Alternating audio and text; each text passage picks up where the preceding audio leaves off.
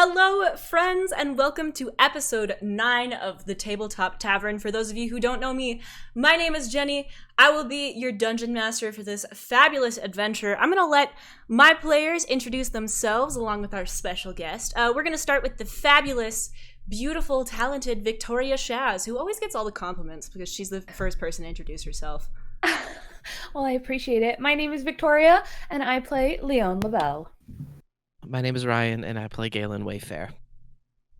Hiya, I'm Doe, or Doadir, and I play Gris Littlefoot. And I'm Pippin, or Pocket Pippin, and I play Ariadne and Kailte. And I'm Stacy, and I'm going to be playing Bee Bofkin today. So there you have it. Those are the fabulous party members and guest star for today. Let's go over real fast what happened last episode. Last episode here on the Tabletop Tavern, the party found themselves en route to the port city of Aquara, the capital city of the islands known as the Knives, on a boat with Galen Wayfair at the helm. With nothing else to do, the party members found themselves dissecting their dynamics in deeply personal conversations, some more successfully than others. And after several hours at sea, Galen anchored them in the port of Aquara's lower decks, where a familiar voice spelled trouble for the Triton and presumably his party. So if I remember correctly, you are all currently standing on the docks, and you have heard a woman's voice from above you. Before any of you can really react, a figure drops from the crates above, elegantly landing in front of all of you. A tiefling woman, her pink skin glowing in the moonlight, stands before you. She's short, about 5 foot even, and built like a gymnast. Her arms are crossed, and her attention seems to be focused on one member of the party. Well.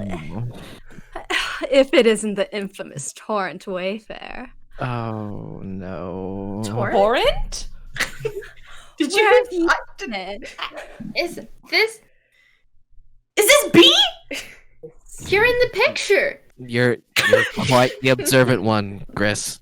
Ari has your picture. Hi. Oh, I do. Oh, and I see you've brought friends. Oh, and some beautiful friends, too. Introduce me, wouldn't you? I guess. Sure. So this is Lione. Hi. Lione, may I? And Bee reaches out her hand for Leone's hand. Oh, Leone's already putting her hand out. She's like, I'm Lady Lione LaBelle. Oh, nice to meet you. You can call me Bee, and I'll attempt to twirl her. Oh, But as I Leone's going twirl with her, I'm gonna put my hand around her back a little bit, and Jenny, can I perhaps attempt to grab some loose change? Yes. Can I have you roll a sleight of hand check? And Leon, what is your passive perception? Oh my My god. passive perception is 11. Lol. Okay. I rolled And an that's on 18. being. Okay. Yeah. All right. So as you twirl Lione LaBelle around, you do manage to take a sizable stack of change from her purse. You also decide that you chose the right person from this party to steal from because Lione LaBelle does not believe in change, and so you walk away with 7 gold. Do I clock this? It's Wow. true. Galen, can you roll a perception check with advantage, please? Yes. You can. Fucking 9. You get to roll twice, though. You get to roll twice. Oh my god. You have advantage. Or was it 9 with it? That would suck. Okay, 15. That's better. You have your suspicions, but you don't necessarily see what just happened. But you know this woman's MO. Okay, so I kind of just like glance B and look her up and down. And I see the glance, and Bee looks to Galen and she goes, "Aren't you going to continue with your introductions?" I was getting there. This is Ariadne, but We refer to them Hi. as Ari. Nice to meet you. And I'm staring at their hand. Ari, take it. Leone is like, and hearing Doe. Hearing Gris. And B kind of just looks around and then waits for a moment. Galen is beat red at this point. We've heard a lot about you. Wait, I didn't get an introduction. I'm Gris Littlefoot. And she reaches out her hand. And by hearing Gris's name, B kind of like gets a little excited, and she gets over to Gris a little bit and says, "Oh, nice to meet you, Gris. I also come from a family of halflings, if you want." A halfling friend? I yeah. should have known. You are closer to my height. Just slightly. Just better to see you with, my darling. Just better to see you with. I think we're gonna get along great. I'm so excited. Torrent, honey. Baby, it's been so long. Can you just use my actual name, please? Oh, Torrent, Mr. Wayfair? Mr. Big and Bad? I think his name is Galen. You should know that. Yeah. They have it right. We've known each other for a while in multiple ways. But why are you here? Good question. Why are you here, Galen? It's been a while. Speaking of, perhaps it's been a while and you've returned with a certain sum of money you owe me? What, Lione? what are you talking? What is happening? Last I recall, Galen, before you left so abruptly, there was 25 gold that I was promised on our last heist.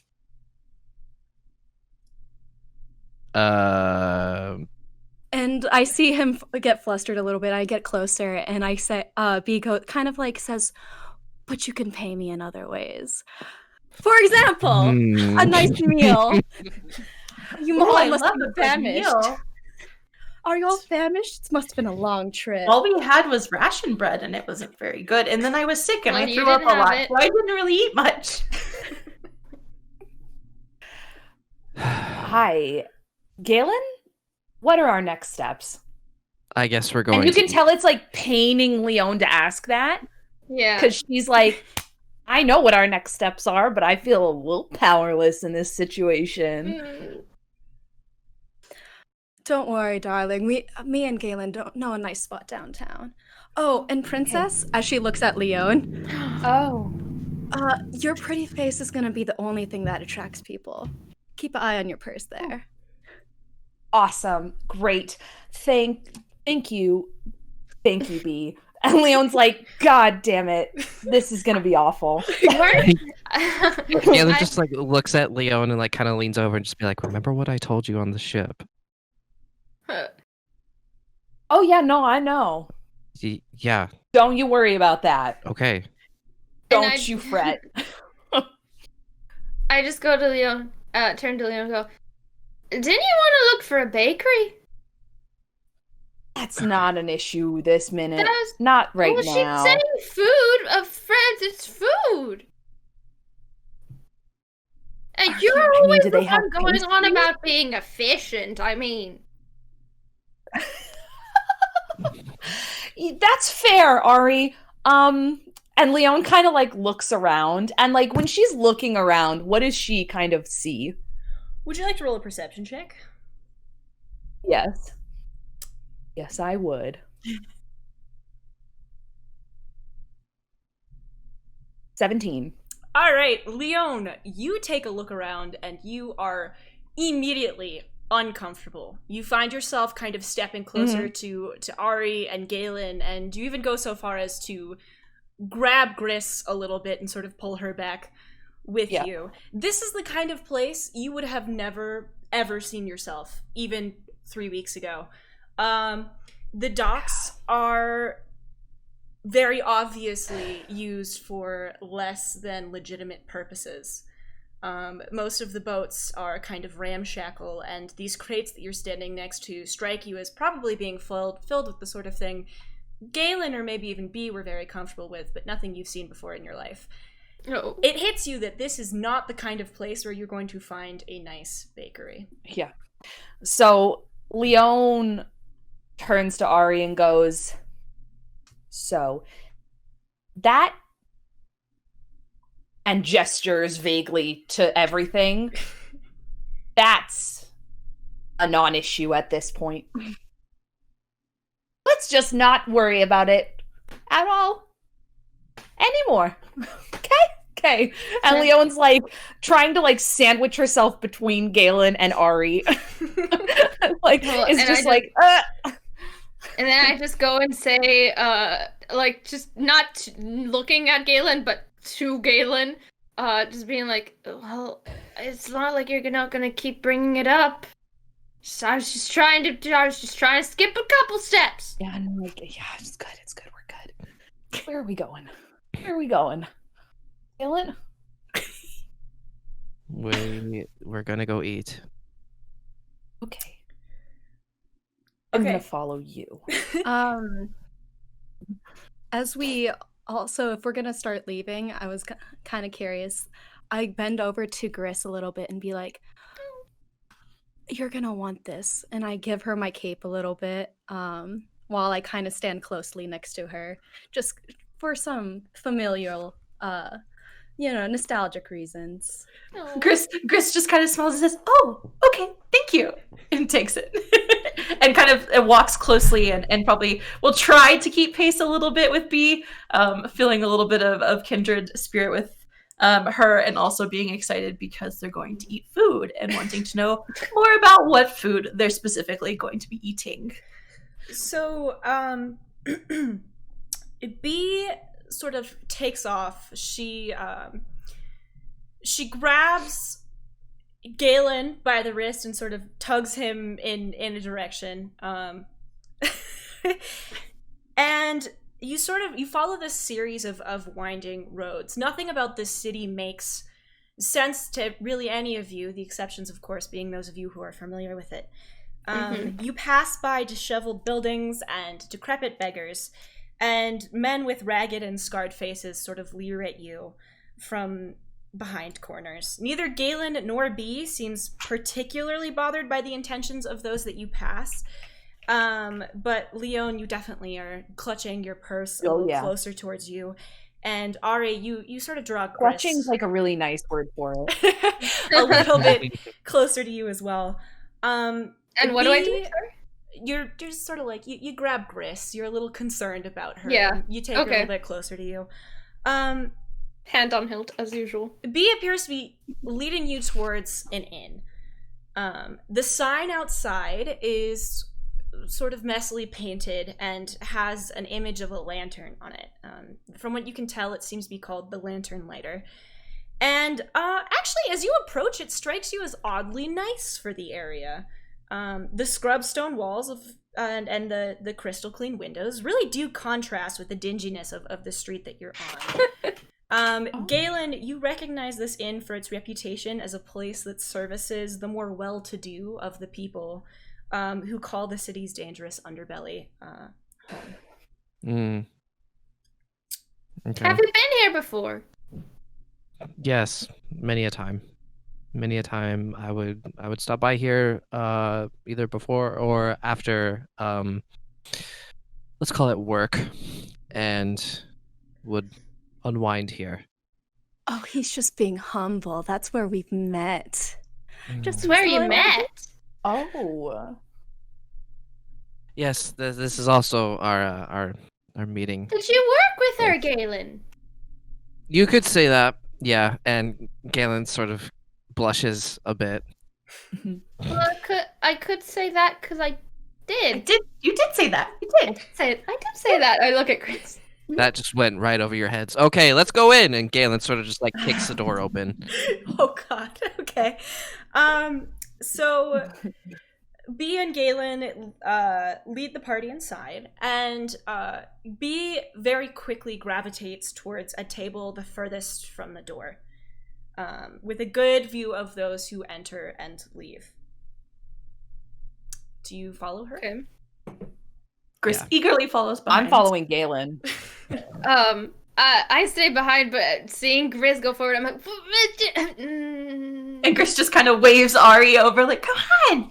and I follow. Okay, so you all decide. Are to sit Lione down and at this Galen time. at the back of the party? Yes, Lione and Galen are at the back of the party. So we're walking behind everyone. Yes. Lione looks to Galen really quickly and says, "Do I have anything that I need to worry about with her? No. Are you being honest with me?" Maybe.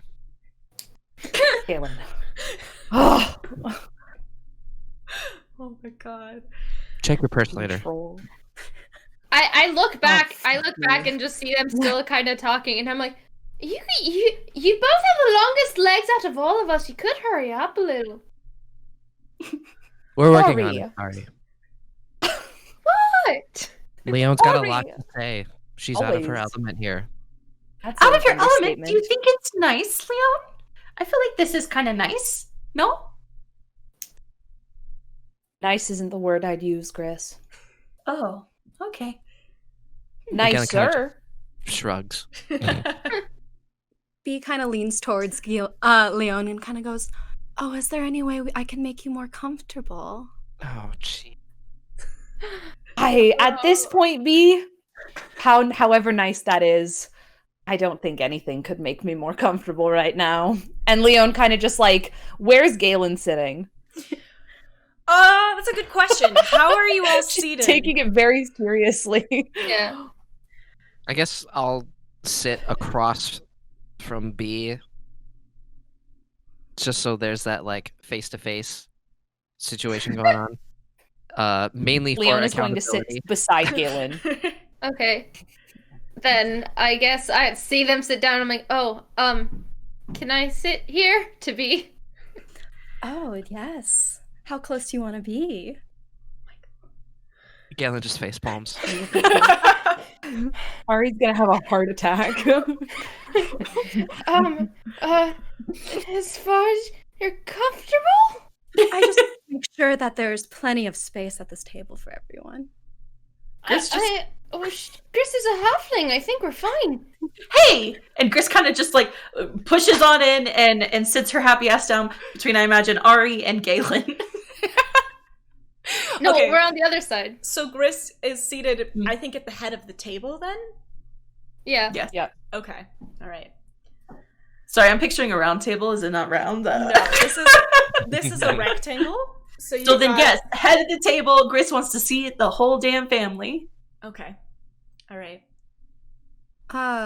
B turns to Leo and Ari and Gris and be like, "So, what kind of food are you kind of down for?" What do they offer here? I'm is just the real quite a- question. Oh, the B's menu's kind of an good. expert on food. An expert on food? Okay, so here's the question. What has mushrooms? What is a vaguely in the realm of vegetarian fishes? Okay. But Oh my god, I love Gris. I'm just really curious about any specialty mushroom dishes, anything local to the region, local flora, fauna, herbs? Question mark? I don't know how much of that there's gonna be here, Chris. I mean, I know it's not a This forest, is a port city. but I mean, I would be. I mean, but if it's a port city, it has trade, doesn't it? It's a port city and we have fish. You know what they say, when in Aquara, do what the Aquarians do. I'll eat a fish. People say that. What do the And I kinda go like- Aquarians do? I kind of go like, "Shh." I turn to be next to me and I'm like, well, what do the Aquarians do? They do many things, Ari. They do many, many things. I guess they Much eat like fish. most people. Yeah. Much like the average person, they do plenty of things. So what would you recommend, B? Well, besides the fish, there's not much to see around here. I mean, there is some I believe it's rodent on the menu. Oh, good. But Mhm. the menu, the innkeep has wonderful food. I mean, definitely not the best chicken I've ever had, but It's what can you boiled for do? safety, at least. Oh, Everything's safe. At we the had minimum. some chicken recently that I think would be the best chicken I've ever had. You should Try it. have it I believe sometime. you actually know who cooked it. She does. Oh. Well, you know Maxilla, right? Oh, I miss her. I haven't been able to talk to her in a long time. You know, we used to go on adventures together. Really? She's Oh, so yes. wonderful. Oh, I loved her. But I'm pretty sure her and Travis had a thing. Too bad. I would have done anything for that chicken. I mean, Galen apparently all you kind of gotta just do like is coughs loudly. So, what's what is everyone hungry for? Good question. know. Good question, Galen. And I turn to Lione, Ari, and Gris, and I go, Mm. "Why don't you three go find the innkeep and order some drinks and food? Everything's good or safe at least. But I could use It's some edible, moments I'm down. alone with lovely Torrent over here." Ari, ask for the black strap. You'll be fine. Okay. I start to get up. Lione stands up but casts message Go to for it. Galen. No, no. Galen hears a voice in his head. Oh no. And it says, "Thought I was supposed to fucking stay close to you. Should I be going? What should I be doing here?" You're fine in the inn. It's the streets that I'm more worried about you being in. Okay, perfect. So Leon kind of stands and kind of just like patiently waits for Gris and Ari to stand. I'm already standing. Gris kind of like slowly gets up and kind of like eyes Galen, eyes B, eyes the table, looks at Leo. Like she's a little like there's something going on. Like she's starting to clue in that things are a little uncomfortable in this situation. Like 20 Starting. minutes later. And she's like, okay. Leon casts message. Sorry. Leon casts message one more time to Galen, Okay. and he hears a voice in his head. It says, "How long are you comfy with us leaving you for?" 10 minutes tops. Okay. Oh. So Leon kind of like leads the pack towards the front of the inn where she presumes the innkeep is. Okay. Who I I'm sure start walking. didn't speak Wait, to wait, us wait. as we walked in. Yeah. Terrible customer Um, service. It's very crowded. As we get up, though, we start walking, and I turn back and go, "Wait, you didn't tell us what you wanted." I believe she wants the fish. The princess got it right. All right, and I just look at Galen, and I'm like, I'll have the fish as well. "I've never heard of the tiff fish, but okay, I'll Fish. ask for it." Ari, it's fish. Was that him? And Gris kind of like Thank leans you. over to Ari and is like, was he trying to tell us something? Was that a call? So. Was it a call for help? It's fine. Oh my Oh God. And then Gris kind of follows after Just keeps Leon, going, who is finally back to leading the pack as she loves to do. So Lione, Ari, and Gris, you all follow Lione, who very purposefully strides towards the innkeep. And as you walk away, B seems to have something she wants to talk to Galen about. So as they walk away, V definitely is gonna scoot really close to Galen.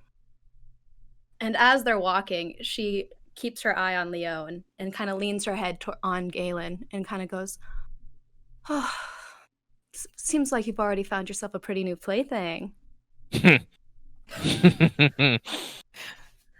And Galen goes like, Oh. I've already tried to rob her once. It didn't go well.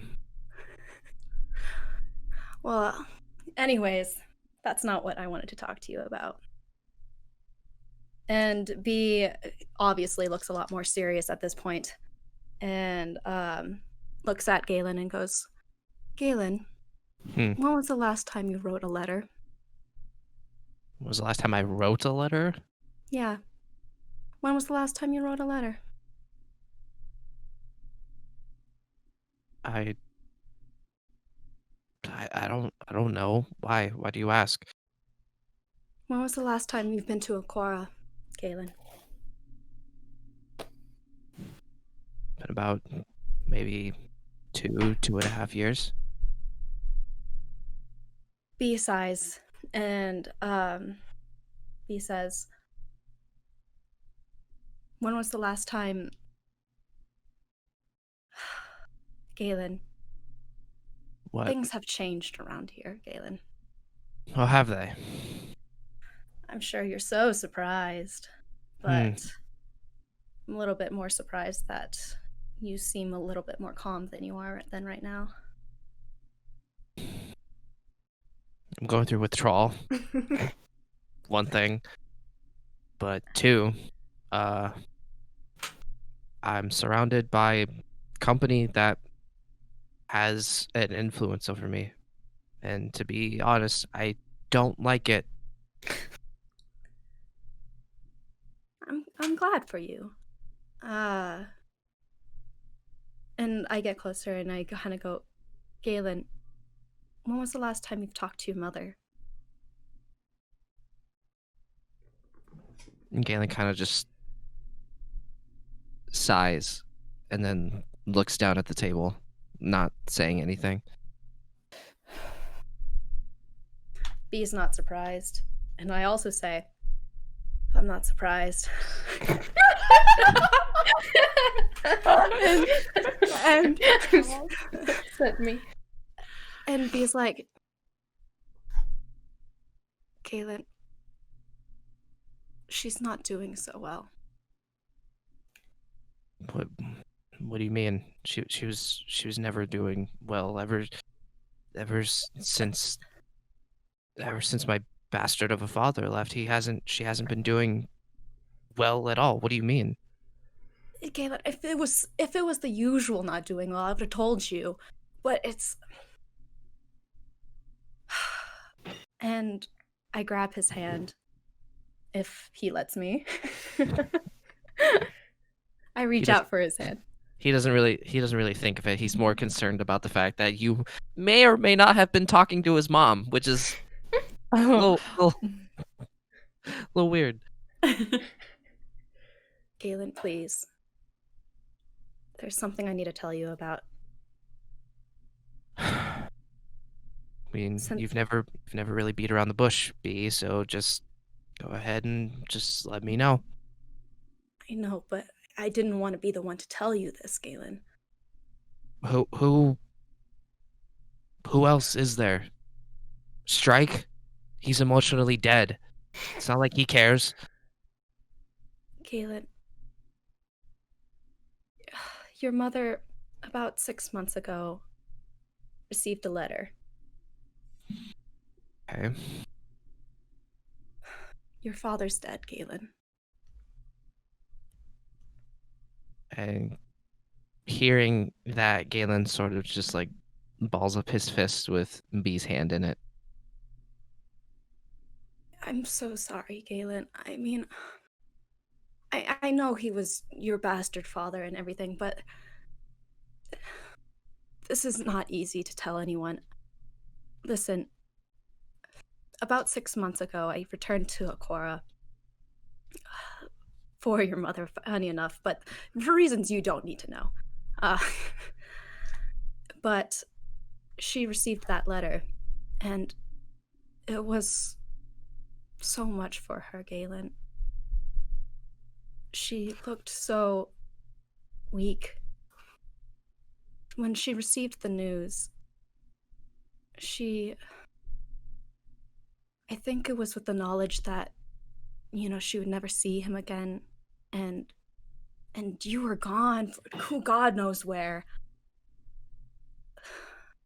It was just so much for her, Galen.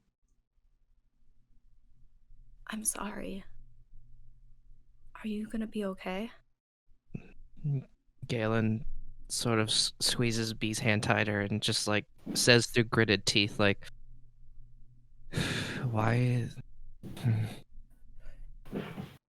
Why did they even bother with the letter? Kind of just like saying this to himself, not really wanting a response, and then he sort of just like slams the table with his other fist and is like, those damn Tritons.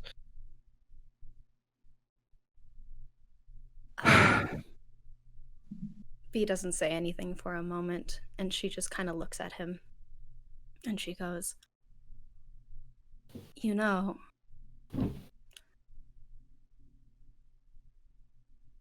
she still cares about you, Galen. At least I think so. I think it might be time that you need to talk to her." You've always been optimistic. And Galen kind of just like lowers his head towards the table and kind of just lets out a deep breath and says, "You wouldn't happen to know where I can get a boat, would you?" Bee looks really confused, and she says, "A boat?" And her tone gets a little higher, and she kind of goes like, "You just got here, Galen." I need to see my mother, B. And Bee sighs, and she kind of looks at him, and she kind of says, "I can take her to you. I can take you to her, particularly." Is she not? And Is she not on Acor? Where is she? And Galen's tone kind of gets like concerned. It's like, did something happen to my mom? Did somebody take her? Like, listen, your mother...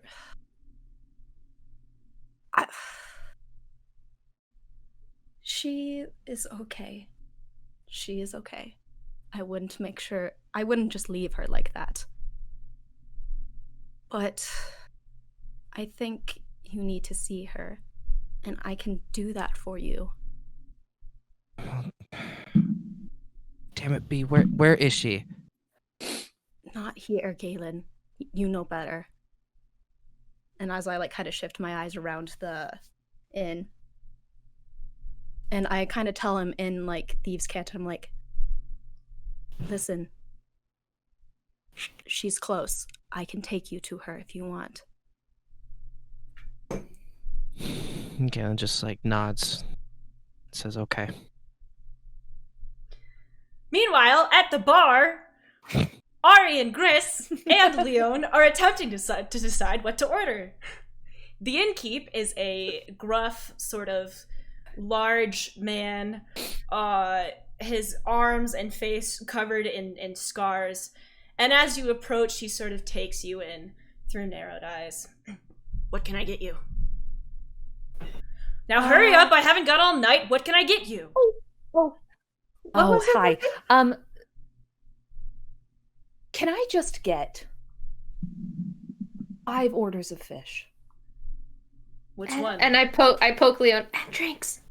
Wait, there's more than... Is there 5? And also, can I also get 5 drinks of whatever your meat is? Leon's like, okay.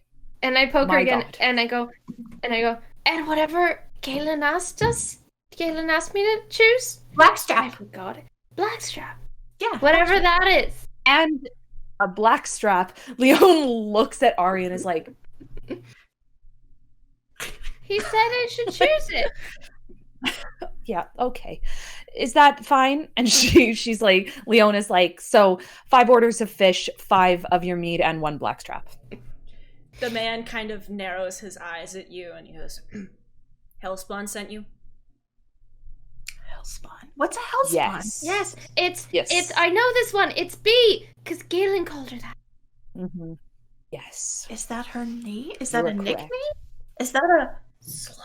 Gris, we'll cover it later. I'll let you know on the way back to the table. It's good. We're good. It's Okay, fine. thanks, Leon. Yes. Okay. And he sort of does some math on his fingers and he goes, "So 5 fish, You know we have Mm-hmm. 8 different varieties of fish, right? What would you recommend? I didn't know there were that many fish. I thought it was just fish that swim. Yeah. Okay. The man Lione sort of- rolls her eyes into oblivion. The man strokes his chin. Are sea fish different than river fish? River fish? I only know river fish. There's sea fish too. Leone turns around and looks at them and says, I need you to stop talking about fish right now. Oh, Both of you. okay. So Gris turns to Ari Thank and is you. like, so I feel like Galen and B, I don't know, there's something weird there. Yeah. But also Leone gently Lione puts her head in her doesn't like hand. B. I don't think Leone likes B. Leone, do you like I B? wouldn't say I doesn't think like she did. it. Yeah. But B was so nice to her. You seem I am- uncomfortable. I'm just trying to make sure you're okay. We had a nice little chat It and I is- braided your hair and I just want to make sure you're okay. It is the general vibe that's Fine. the issue at present. Yeah, Galen doesn't seem happy to be here, but we knew he wouldn't be happy to be here. I don't think we've met any military generals named Vibe. Vibe? Stop! The innkeeper is watching all of this transpire as he sort of fills mugs with mead and clears his throat, and he looks to Lione, who he has now surmised to perhaps be the most reliable member of this group of people, and goes, 5 bass. Mhm. 5 That's what bass. you'd recommend? Sure. Sure. Yeah. Alright. That's fine.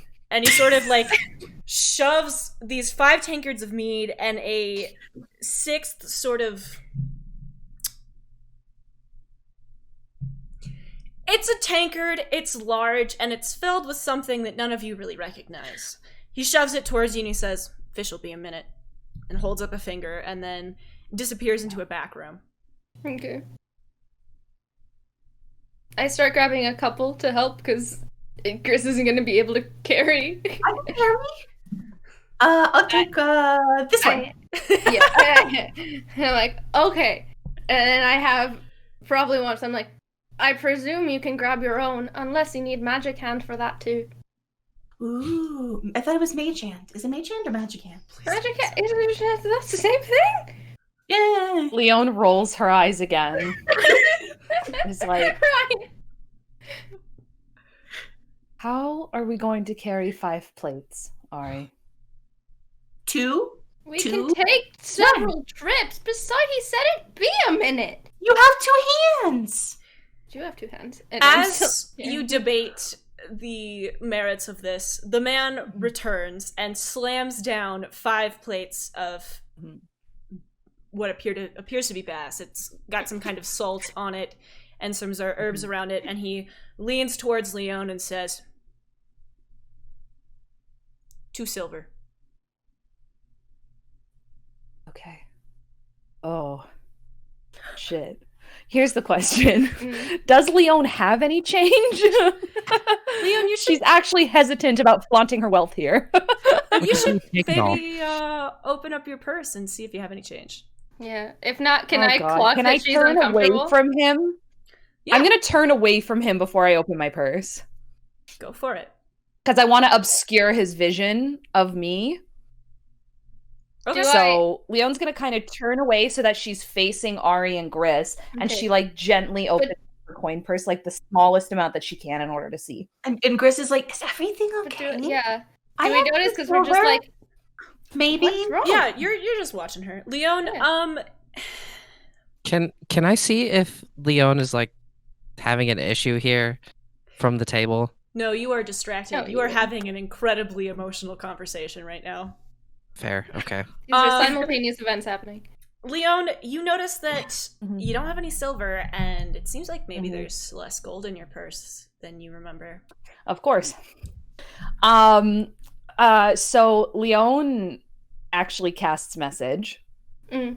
because that shit can go 120 feet, and Galen hears a voice in his head. Oh no.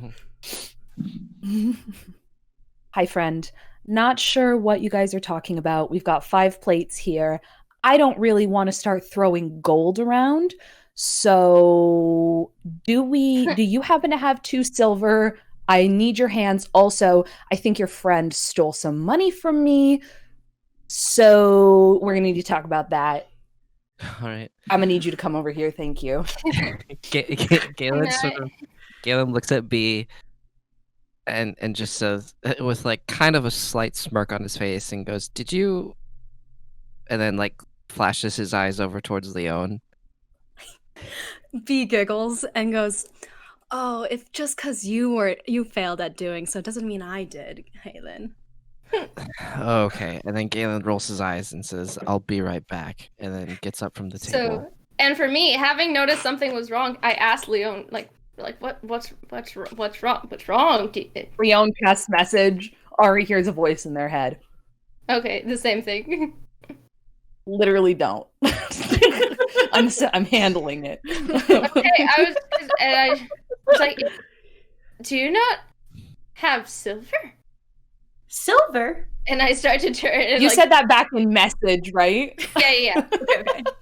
Okay, good. Because So this by is the now, only Galen time responds he's in ever message. hesitated. Galen rolls up and is like, "What's the problem?" To Lione. It's like, You got what's the 2 problem?" silver? You got 2 silver? Oh, I have Just- silver. He just lets out a I deep have 2 sigh silver. and pushes Lione out of the way and just Okay. flicks the innkeep 2 gold pieces. The innkeep catches them and then looks at Galen for a moment. He goes, "I know you." Galen looks at him and says, "No, you don't," and then walks away. The man pockets the gold pieces and clears his throat and says, "If that'll be all, you're crowding the bar." Okay. Good. Chris carries whatever Yeah. she can back to the table. I still have my 3 fingers. And It I go, goes- Oh, I God. feel Can I like go? we could. Galen. Yeah. Oh no, you go. I was gonna say I feel like Galen and I could probably split carrying the 5 plates between us. Leon can only handle 2. She's I just relying go- on I just Galen don't to say- handle 3. I thought you said you'd been here before. Why wouldn't he recognize you? Ari, listen. Galen. And Galen Galen, kind of like told puts him his hands on his not knees to. and is like, "Ari, Galen? I'm sorry, Torrent? no, That's- Torrent? no. Torrent? No. Can I call you Tori? That's reserved for B and Caleb only." And Okay. at this point, the bartender turns Leo, around yeah. and he says, "Did you say torrent?" And I Galen, said Tori. Nope. Galen, Leon says, straightens "Nope, up. no, that is not what happened." And she grabs 2 plates. Galen straightens up and looks at the bartender and says, "Yeah, what of it?" Oh God. Oh my God. Leon's just holding 2 plates like, Does fuck. B, you notice that it's taking a really long time for them to come back. B gets up and goes over and grabs her plate Oh, and says and looks over to Leon and goes, "Thank you," and starts heading back. Welcome. The bartender is still kind of staring at Galen, but eventually clears his throat and turns back around without saying anything. Okay. Galen mumbles under his Leon breath. looks at "That's what I Galen and says, thought." "Let's go." And Oh my God. Galen walks off. Okay, Chris kind of follows Leon's like, back to as the she table. walks back to the table, Leon's mumbling under her breath. It's like he's a whole different fucking person. I don't like this version of Galen. That was far too much attitude. He's causing trouble. This is like that first night. And then she gets to the table and sits down. Alright, so is the entire party seated? Correct. Yeah. All right. Yeah. I hand out all the drinks I brought and then thank whoever gave me the plate. And then just stare at it for a while.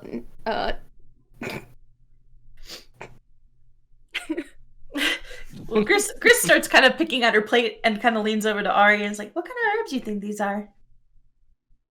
I don't know. Do I know?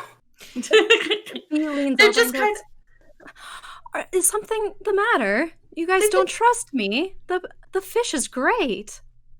I'm just used to some earthier things, to be honest. But I'm sure it's great. And she's like eager to impress B, takes a big old like fork full of fish and like shoves it in her mouth and goes, "Yeah, it's so good." Yeah. And upon B saying this and not wanting to disappoint B, I just grab a hand. No forks, just a handful, and shove it in my mouth. Are you? Leon, like rubs it. Lione rolls her eyes. He kind of looks at them and goes, you don't want to forget the bones, though. And I just like, as I'm chewing and trying to get around them, it's like, sure, good. Gris is like, I'm a skilled chef. I know there's no bones in this bite. Just kind of like keeps chewing happily. Slightly offended. Torrent, your friends really do like their daily dose of calcium. Will you I'll have to give it stop to them. calling me that, please? At least Oh. not here. Oh, what's wrong, Torrent? And Galen, knowing how B is just like, listen, honeybee, Oh. you don't wanna get on our friend's wrong side, okay? So just leave it alone and we'll talk about it later. With the name of Honeybee, Bee kind of sits down a little bit, straightens her back a little bit, and says, "Sure thing, Galen," and goes a little bit more quiet. Oh no. Galen looks at the rest of his party and says, now where were we?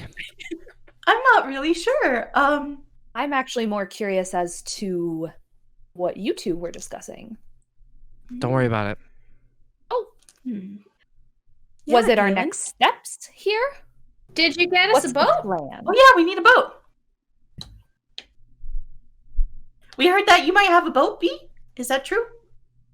And Bee also gets a little bit more agitated at this another moment for a boat and says, "So, where's the rush? Where's the rush? What kind of boat you guys looking for and why?" One that floats. Gris kind of like looks at Lione Thank you like for that, Ari. like unsure, like looking to like their leader for like approval on what we should say next. Galen Lione looks at B. Galen leans in towards B while this is happening and says in Thieves' Cant, they want to go to the volcano. Bee just processes it, but kind of ignores Galen a little bit. And he's more curious to hear. We what heard Leon him. It was in Thieves' Cant. You can't. So speak Lione it. has. Oh. You have Yeah, no you idea don't. what they just Yeah, said. but so I just heard a language I don't understand, Yes. Mhm. right? Yeah. Mhm. So Lione quickly turns her attention from B to Galen and goes, "You want to share what was just said, or No. nice? Okay, B, do you want to share what was just said?" And B kind of goes, What was said? I was still waiting for your guys' response." Mm-hmm. We all heard it. It's fine. You don't have to share. We are looking to go to Hell's Portal. And with what boat were you thinking about for that?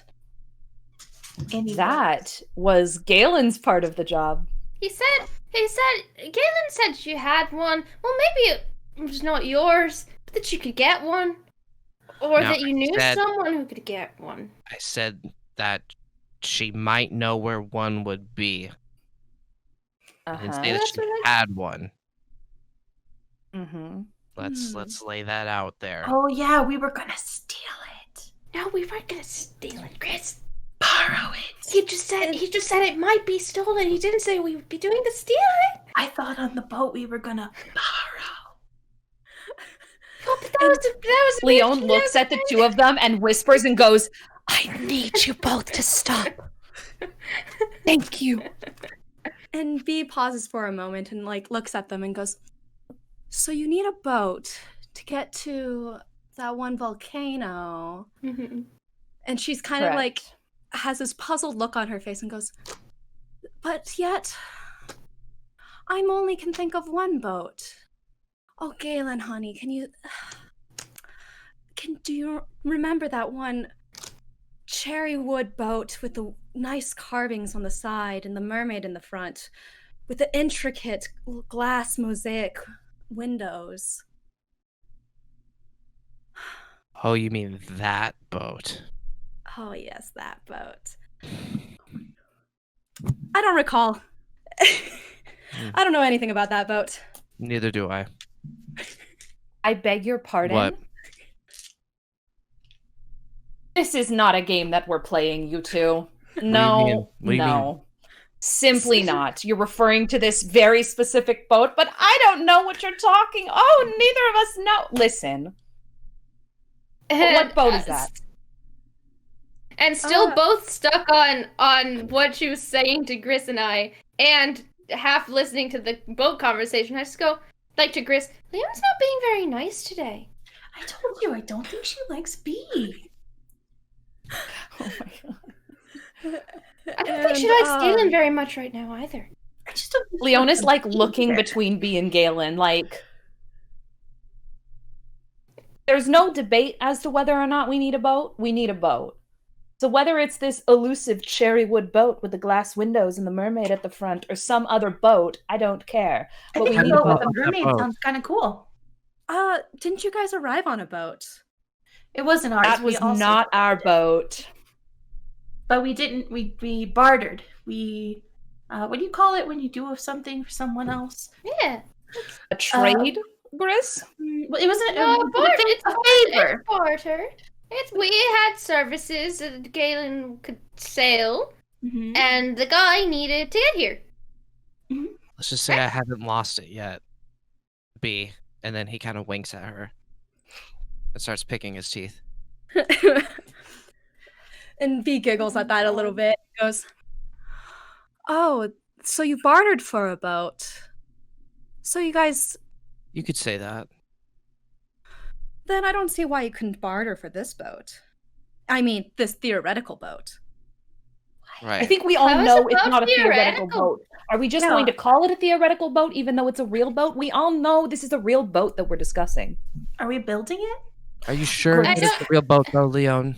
I I am don't think a actually at this theoretical boat point. would be I'm very certain. easy to step on. Hmm.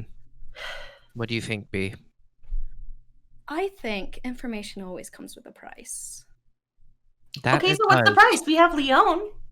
Okay, that's not a game we're playing right now, Gris. Why No, not? no. You're always Because like 4 Galen's gold, working. 7 Galen's gold. with us, Yeah. so I don't know why he's talking about prices. Well, obviously it's somebody else that we have to pay. Galen's sort of having like an internal moral crisis at this point, but he sort of just like kicks up his feet and goes like, "No, let's talk, Leon. We haven't had a chance to do that yet." Didn't you spend most of yesterday talking? That's correct, actually, Galen. Hmm. What would you like to discuss? So you want access to this boat, yeah? I mean, like, we all need access to the boat, yourself included. Hmm. Funny. A boat with great need comes out at such a hefty price. It's gonna take a lot of work to get that boat. You tell me how much it is, Galen. You'll be doing it with us. I don't know what else to tell you. Like, I don't know why you're being all... I'll be assisting you, Uh-huh. Right. but I'm leaving all the hard work In for your hometown. Okay. Mhm. Sounds like y'all need some privacy. Mm. And B stands up for a little moment to head to the bar to order another plate of food, it seems. I have so much respect for that. Like, as Victorian out of character. So B walks off and seems to be in a slightly heated discussion with the innkeeper as Galen attempts to barter with something he doesn't have. Yeah. Like, what the fuck is he doing? I don't fucking know. Anyways, so Lione looks at Galen and she's like fucking pissed at this point because they're talking about some fucking theoretical ass boat what the fuck? So she looks at Galen and she's like, we left you alone for 10 minutes and now you're being all like, oh, this is the Galen that I met in that inn on the first night that got his ass beat by Travis. What's gotten into you? What happened in that 10 minutes? What's going on? I'm trying not to think about it, Lione. Can we talk about the discussion at hand right now? Right. The discussion at hand is the attitude you're serving, my friend. And then Galen takes out his dagger and slams it into the table and says, listen, if you want really? that boat, we, whatever. collective, And team. Galen rolls his eyes. Mm-hmm. If Do you forget want that we've boat- saved your life like multiple times at this point, my friend? Listen to me, Like, Lione. we've all helped each other. I don't know Leon. what's gotten into you. If you And don't let him talk, Lione, he's not going to get it out any faster. You tend to do that a lot. Listen, okay? Remember what I told you about me essentially running this town? Okay? Correct. Mm-hmm. Apparently things are different, so things are going to be a little bit more difficult. So I need you to sit down, Okay. shut up, and listen to what me and B do and say without question, Right. okay? Otherwise it could get you hurt or However, killed. My problem is the fact that I'll do that, but you need to not be acting like this is not a team effort, which is how you're acting right now. I mean, listen, did I really have a choice getting wrapped up in all this? We were looking for a dead man walking, and now all of a sudden we're going off to Hell's Portal to potentially find your dad. Maybe he's even there. To find, good. I'm sorry, to find Your who? dad? Thank you for that, Galen. I thought we were going for the riddle. We are. The riddle might also lead to my father. And you didn't think to mention that? Why didn't you tell us? I've been trying to process it myself, and And Galen picks up his was dagger going from to the address table. it with the team. Gris kind of like leans into Lione and kind of like quietly whispers, like, "This isn't about your dream, is it? You're not following that person, are you?" No. Okay, okay. I just take another like swig of my ale and just kind of get quiet, and then just say, after everything you put us through, trying to talk and like discuss, I just no, it's fine. It's fine. I had a plan. Galen, what are we doing? Galen, I don't care. figured I don't care. I don't care, Leon. Well, you I don't should care. Ari. Galen, tell me what we're Still doing. working with the dead man walking. I've got some personal I don't business even to know attend if my to, father will be here. Wait, personal? What's going on? But y'all are going to go find this boat. Okay, so as the I don't think party's so. kind of conversation is reaching its peak here in terms of tension, B, the master of timing, arrives back, balancing what appears to be a bowl of soup in her hand. Soup? Oh, what did I miss? Honestly, Oh, not much, B.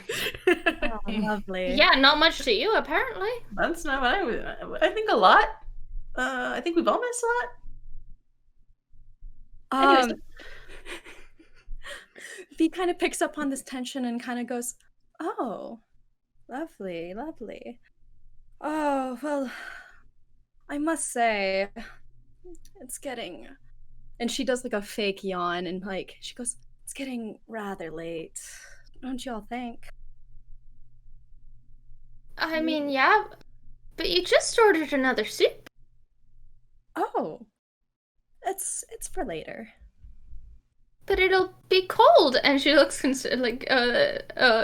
look concerned at B. But it'll be cold. Sometimes I like things better cold. Gris kind of like turns It's to meant to Ariadne. be hot. That's gross. But this soup is obviously meant to be had hot because it's served hot. If it was meant to be served cold, then it would be served cold, and then it wouldn't matter that it was cold later because it'd be the same temperature. I'm with I think you're Ariadne looking on this too far one. into it. Anyways, maybe it is a good idea for us to get some sleep. It feels like things are maybe a little out of hand right now. Well, where are we sleeping? Maybe that's what we need to figure out. Good question. Well, I do have my room, and Torrentani, there is something Galen. I would like to show you there. And like, I kind of wink towards Galen. Just if you wanted to come and join me. That's all I wanted to say. Galen just sort of just like stands up and says yes. And then as he stands up, I do lean over to Galen in Thieves' Cant, and I kind of whisper to him and go, while staring at Lione, just because I know I kind of picked up it bothered her. And I go, Galen, you can bring your friends if you need them. I reply back in Thieves' Cant and say, I'd rather them not be there. Fair enough. So, Who's rooming with Lione then? I don't think she's gonna want a room alone. we should all room together. About that, So- We should all Ari. room together. As you discuss rooms, B sort of just grabs Galen and drags him off, carrying the bowl of soup okay. with her. And How far away are they? she's moving very quickly. So they're probably But like, they are within message distance.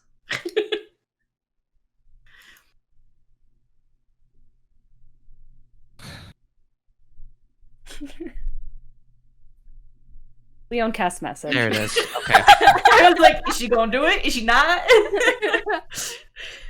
Go for it, Lione. B hears a voice in her head. And Leon says, I don't know what's going on with him, but is this somewhere we should be coming with you? Please be honest with me. I know that might not be a thing, but we do have his best interests in mind. I know you don't know us and we don't know you, but just know that. B sends message as well. You just reply, And- yeah. Yeah, you can like respond with message. It's just like an automatic thing. Sweet. And kind of goes, I haven't lied to you once. However, I do respect Galen enough to respect his privacy. And Okay. I do wish you can understand that too. Okay. He turns around when you need him to. I promise.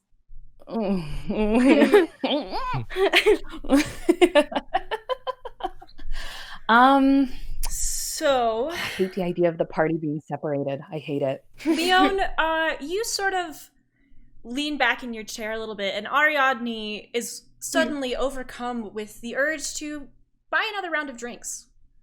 They pull a spare silver from their pocket and go and get some drinks from the bartender. As this happens, B, you lead Galen by the hand up the stairs to a door at the end of a hall. You unlock it carefully, and you push it open, revealing a room. Galen, can we have a perception check? Yes.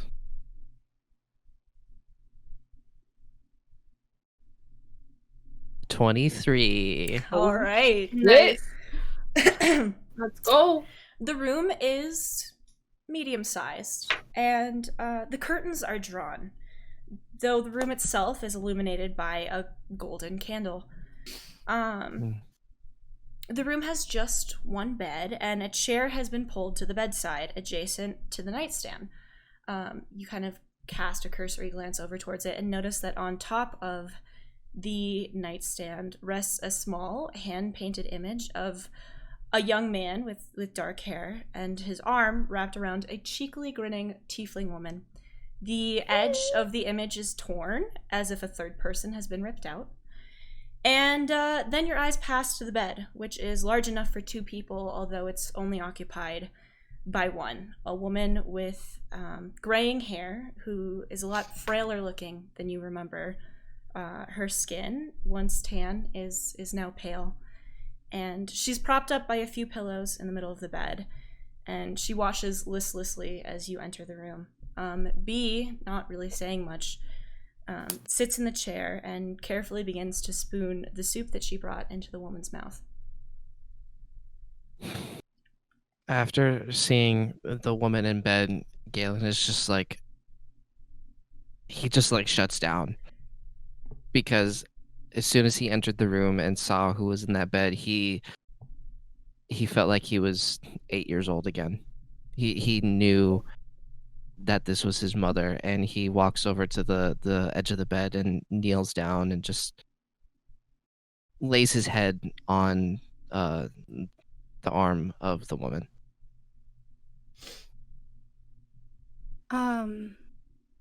B talks to Galen a little bit, but this time in a lot more of a hushed tone. And she kind of tells him, Galen, I think it's easier to tell you from the beginning what has happened. And Galen just sort of like nods his head without moving. I came to visit your mother after, one of my many adventures, but I missed her. She reminds me of home a little bit. A little like your little friend over there. But, your mother makes the best fish, doesn't she? But that day she received a letter. When she opened it, and her, it's one thing to feel your own world shatter, but it's another to see your mother's world shatter in front of you. And I know she's not my mother, but it was tough, Galen. It was the news about your father. And she hasn't spoken for that day. She hasn't spoken since that day. And I couldn't leave her, Galen. I couldn't. But I couldn't stay in your hometown. You know how much funds I have with just what I do. And Galen I look nods his head. She went from preparing the best fish she's ever had to just not leaving her bed. And so I took her and I ran here. But I couldn't contact you, Galen. And as B sighs, she looks at Galen and says, Galen, can you please close the door? Galen walks up and, while still looking at his mother on the bed, just pushes the door shut. I slowly sort of collapses. B puts away her the soup by the bedside and looks at Galen and kind of sees he's hurt, but B cannot help to feel frustrated now. She looks at him and goes, Galen, where were you?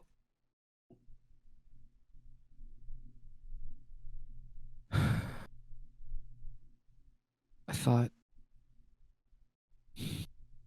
there was more out there. B, if I'm being completely real with you, I thought I could take more. Take more what, Galen? I had Aquara wrapped around my finger, B. And Was- Galen starts to tear up, and Was that not enough for you? no, it wasn't. And I'm realizing that was a stupid thing to think. And Galen sort of just looks at B, and a tear rolls down his cheek and says, I've neglected the things that I love the most, all because of a little bit of fucking greed. Galen, And then he looks back over at his mother. Galen, you can say all you want, but all I know is you haven't sent a single letter. No one knows where you were. And Galen, I used to travel the world too, Galen, but I've never forgotten my friends. This is not the Galen I know. Galen sort of just shakes his head. He looks up at B and is just like, it's not like anybody cared. It's not like anybody cared. You were off with your benefactors and writing about food and just enjoying the coin and the life and the travel and everything. And Caleb is doing whatever he does. You know he's not one for conversation at all. I couldn't talk to my mother because I was too ashamed. Too ashamed. This is not the man I know. The man I know never left his mother wanting. And Galen sort of just breaks down in tears. Galen, listen, I know maybe you never needed Aquara. Maybe you never needed me. Maybe you didn't need your mother. But she needed you. I needed you. And you weren't here.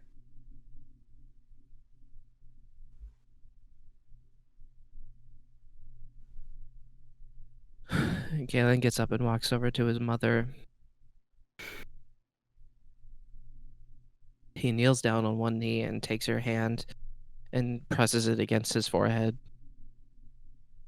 And he says in Primordial, I'm sorry that I abandoned you. And then he just starts uncontrollably just sobbing. B takes her hand and kind of rests it on Galen's shoulder and kind of squeezes it a little bit and kind of goes, I'm sorry, Galen. I know this is a lot for you, but there's so much going on since you've left. And not to even speak of fucking strike. What did he do? I am trying to protect Cassandra, your mother, right now, the best way I can. But it's so much harder when I'm alone, Galen. B, I'm gonna ask you again. What did Caleb do? He didn't do anything, okay? He just may have threatened my life, may have threatened her life. And here we are in this lovely inn. Wow. Galen whispers under his breath, fucking kill him. I don't know if you can right now. Where is he? Good question. He's still left with, your very strong, well-built gang. They're still around? But of course they're still around, Galen. You made it. I never really thought much of it.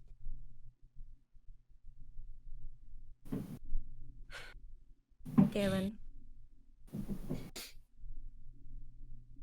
He kind of like turns his head a little bit, but is still sort of hyper emotional as to signify that he's listening. It's been a hard couple months. I know it's not been easy for you either, but and I know the life of an adventurer is easy, but when you're a thief, the connections you leave behind are very fatal.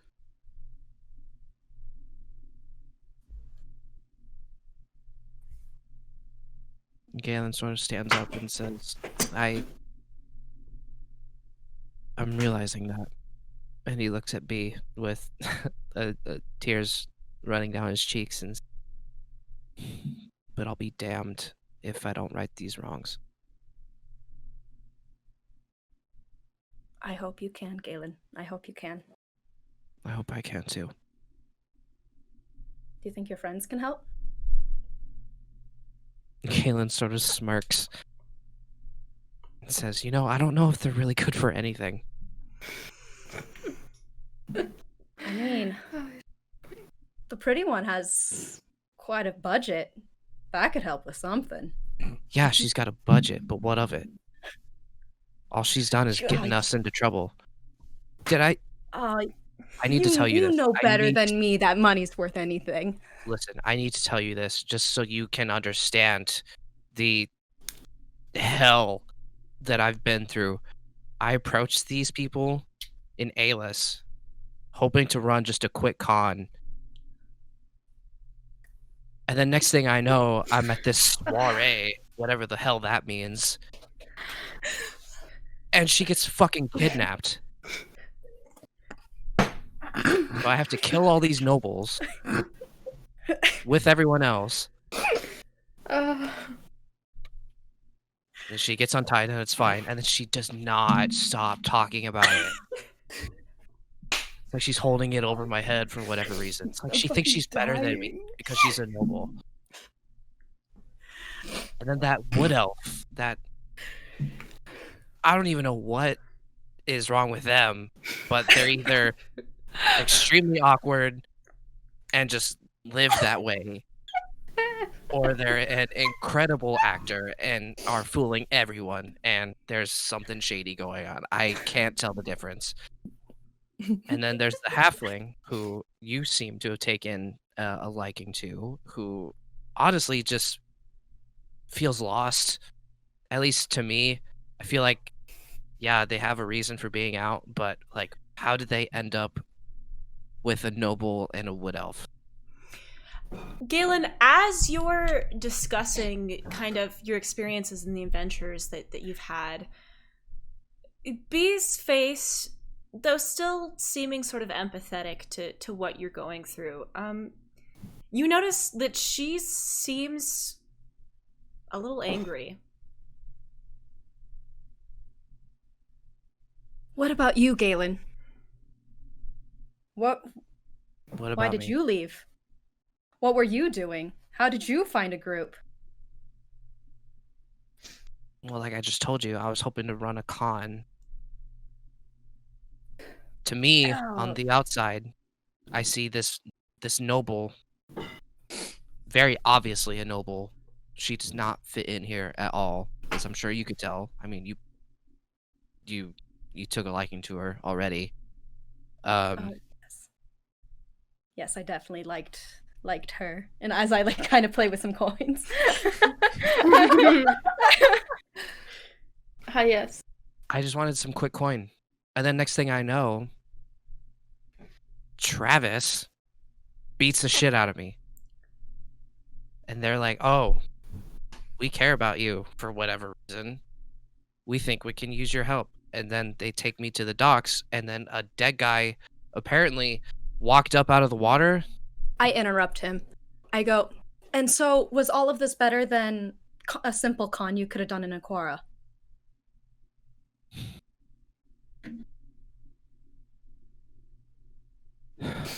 I've run every con that I ever could in Aquara. I needed change, B. You know this. You know that I've wanted more than what is in Aquara. So I left. Yeah, I'm not saying it was right. I'm not saying it was the best thing to do. But I know on my conscience, because you know how I am, you of all people know better than most people here in this godforsaken city, that it would have been better for me to just leave without telling anybody. So I did. I just never thought you would leave without me, Galen. I didn't think you cared. Why wouldn't I care? You're off with all these rich benefactors and nobles and flirting your way through into relationships and being a mistress, and then all at the same time running a successful, uh, whatever you called it, food blog, journal, news, whatever. You were having fun without me. You were living your best life without me, and I could see that. So what, you were jealous of me? That's why you left? It just felt like it felt like to me you just didn't care. Put your needs before mine, your wants before mine, your dreams before mine. Felt like I was just an afterthought.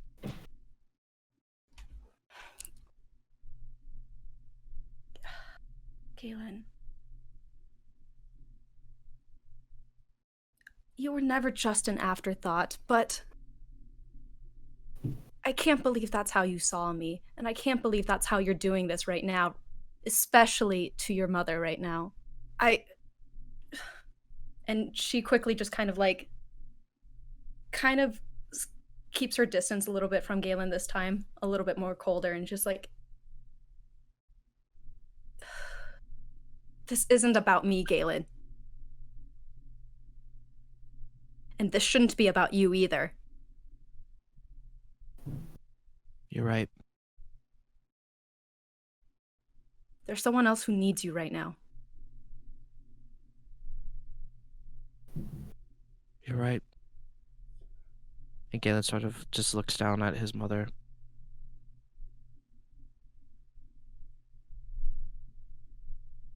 What are you gonna do?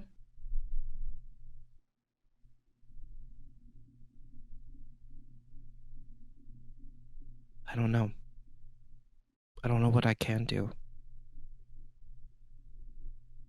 Maybe I think the first step you can do is forgive her, Galen.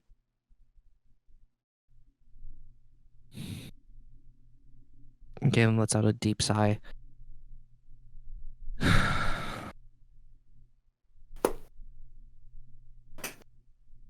You're right.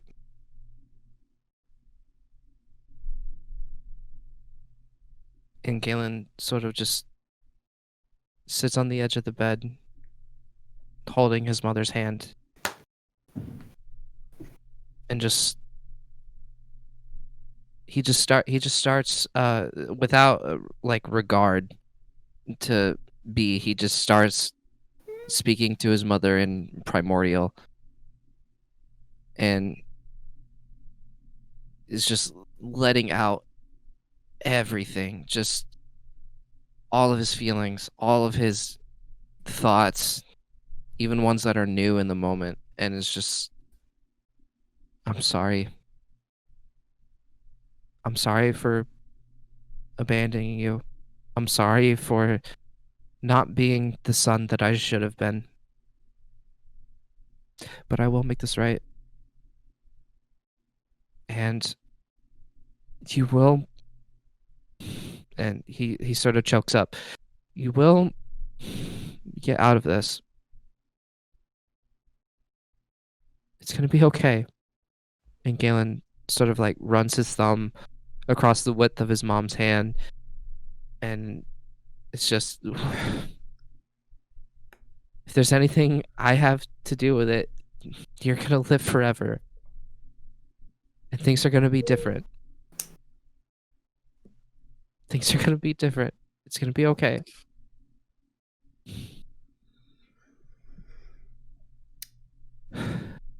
I'm sorry for Dad. I'm sorry for my actions. And I know that doesn't make it better or make it right.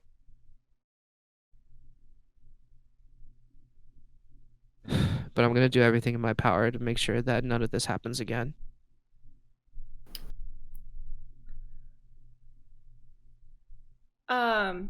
As Galen is talking, obviously B cannot understand him, but she's sort of watching all of this go by, and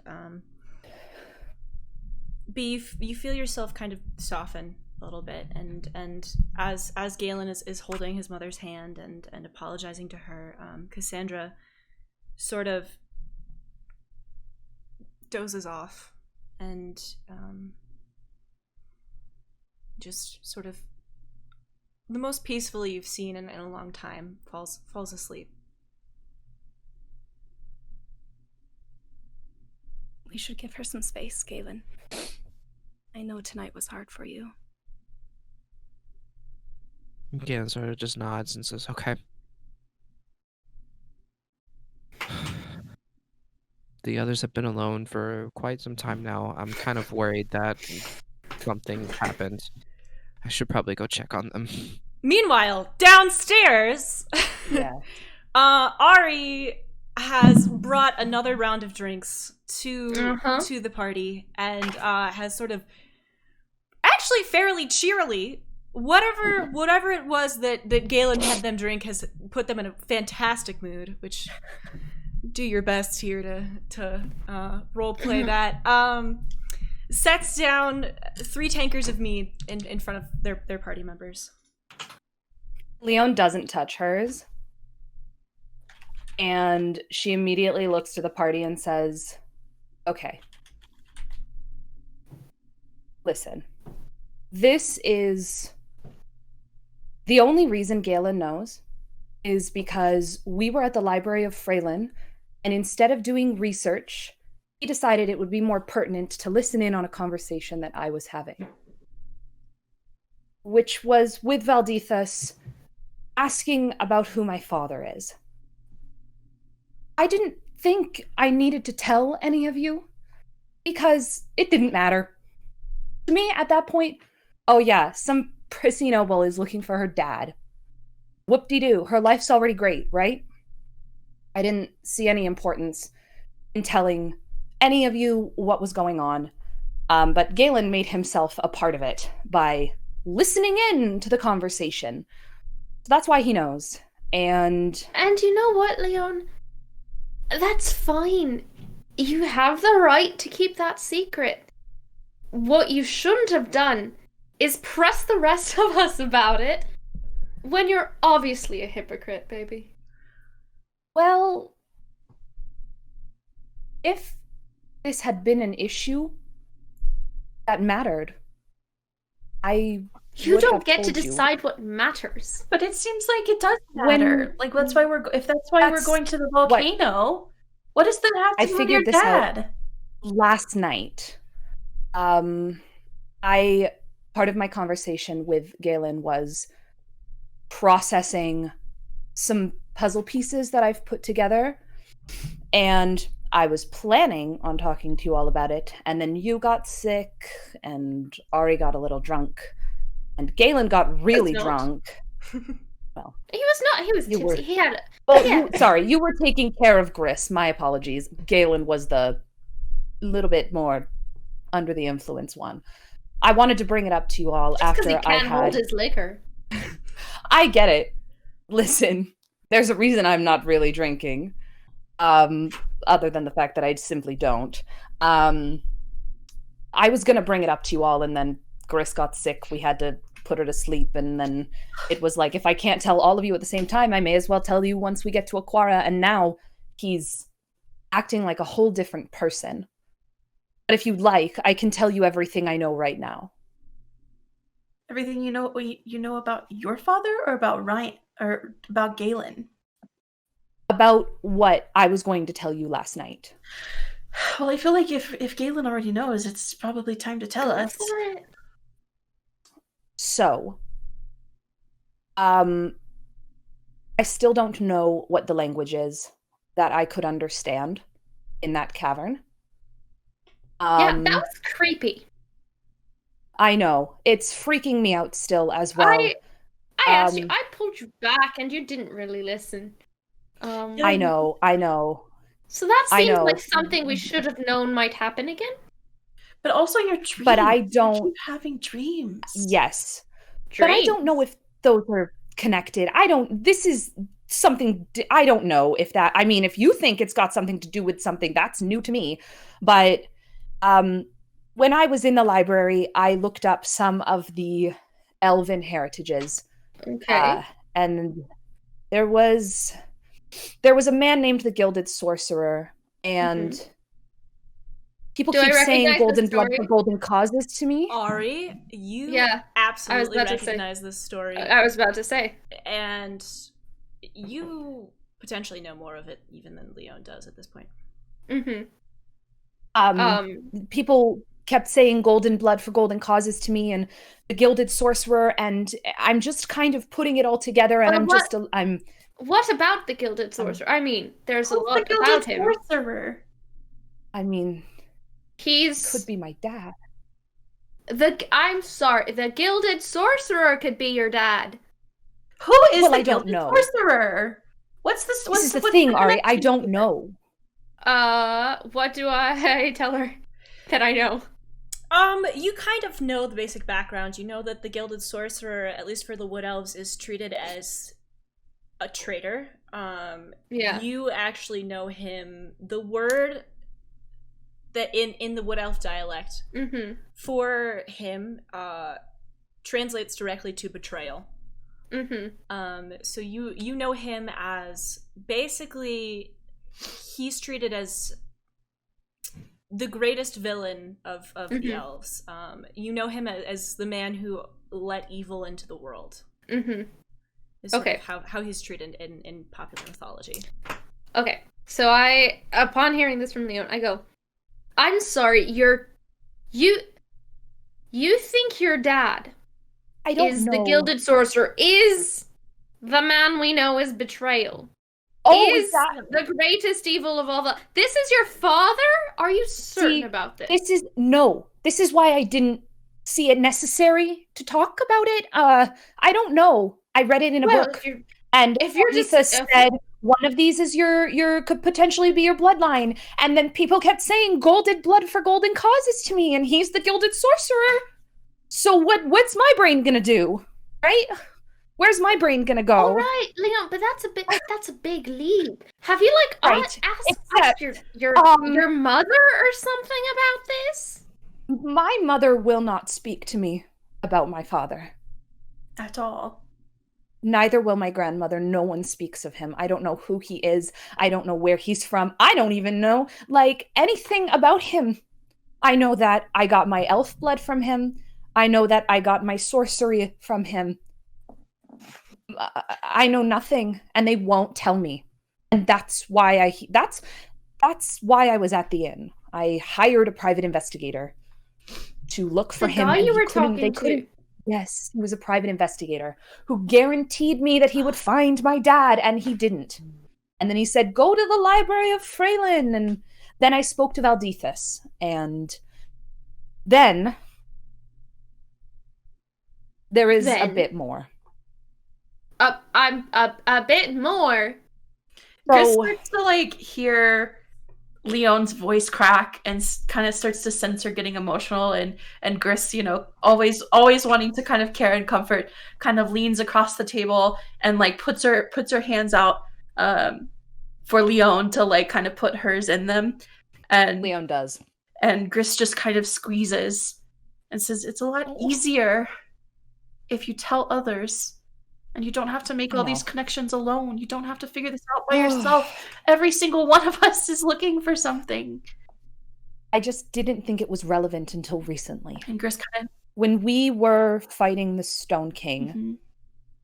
Yes.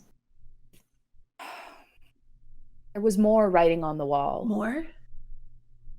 There were 2 sentences that came before remove the Sleeper's Crown of Stone. What did they say? All right, and? It said, betrayal's progeny, heir to Hell's throne, remove the Sleeper's Crown of Stone. Again, I don't know what it means. don't. Gris kind of like leans back. And like as someone who has also been jumping to a lot of conclusions based on lore and any ounce of like information that she gets is kind of like mind boggled a little and is And like, upon seeing this and seeing that it's distressing Lione, I do the only thing Ari can do, which is go, well, I know you're an heiress, but don't you think that's a bit full of yourself? To make her laugh. and Gris just Leon, looks at Leon Ari. does chuckle. And she goes, yeah, I mean, I hope it is, Ari. I do. I hope it's full of myself. Why do you think Why could I understand it has something, yeah. But also, I mean, I figured you like flaunting that you know so much more than the others, so I'm sorry that I didn't clock that was something special about you. But no, I don't know why I know are that you- language. And Leon's why do you very think it has- serious. yeah.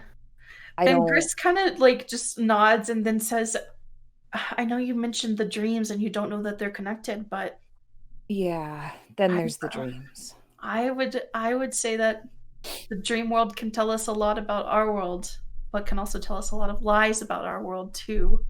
So please share your dreams. Tell us what you're feeling, what you're hearing, and like the progeny thing. Why didn't you tell us that?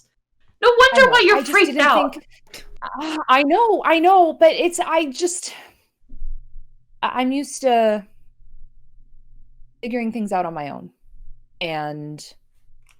or with my family, right? But they won't talk to me about this.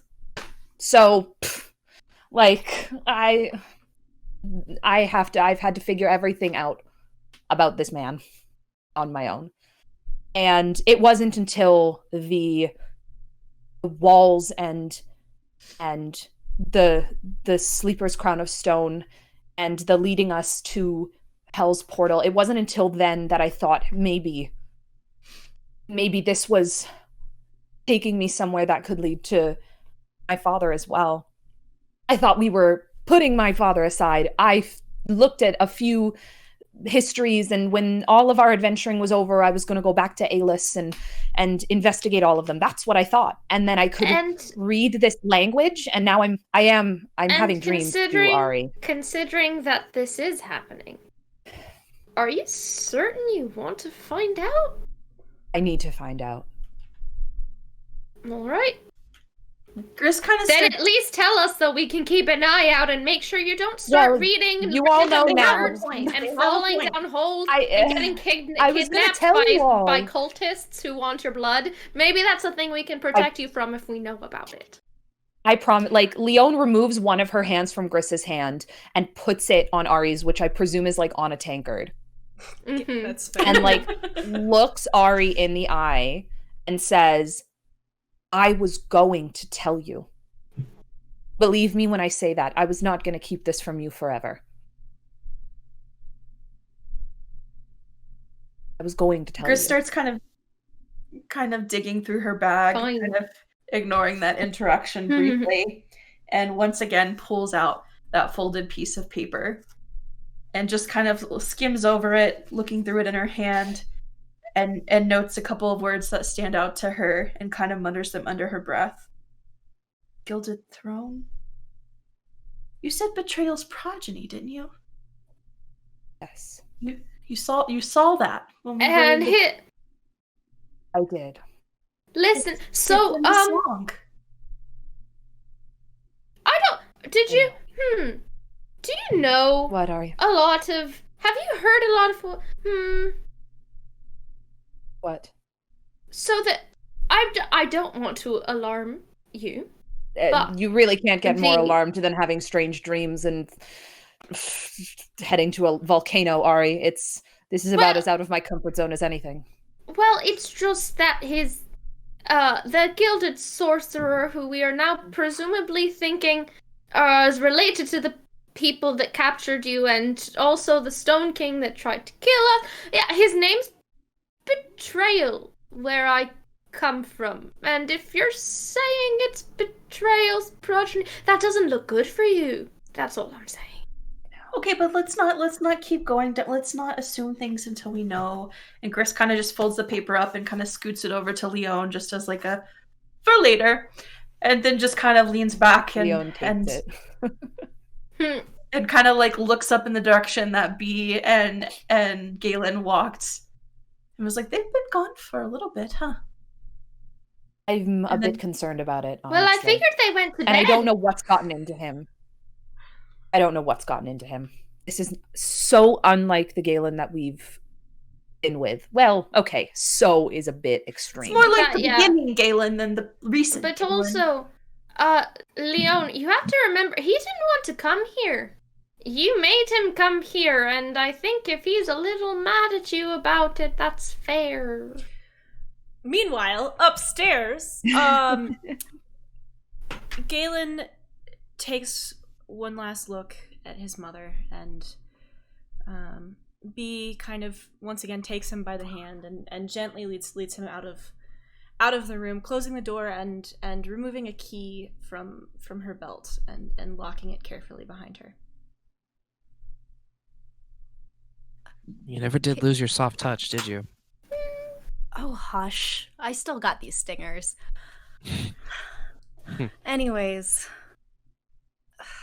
I've brought a couple healers up here. It wasn't just me, you know. They all just said she needs time, and grief takes time to heal. Okay. The halfling in my group is a druid. Do you think that maybe it'd be worth having her come up here? Maybe for anything? If you, I trust your opinion, but she is your mother. I'll let you make that choice. P, at this point, I'm desperate.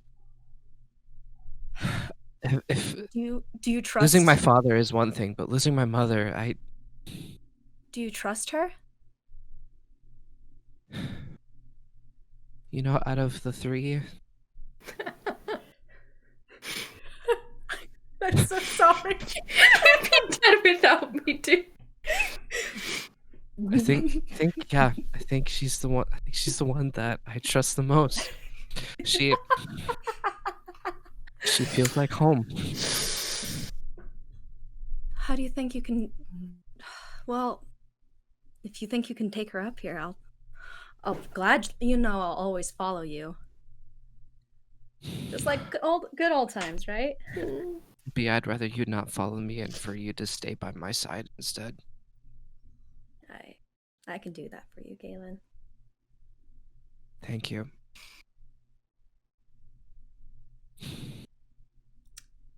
All right, are you going to head downstairs to the party now? Yeah. All right. B takes your hand and leads you downstairs towards the party. And with the way they're seated, I believe Gris would see you both first. Gris kind of looks up and smiles and says, "Ah, there they are. Everything Oh. okay?" Upon hearing that, turn around to see who they are.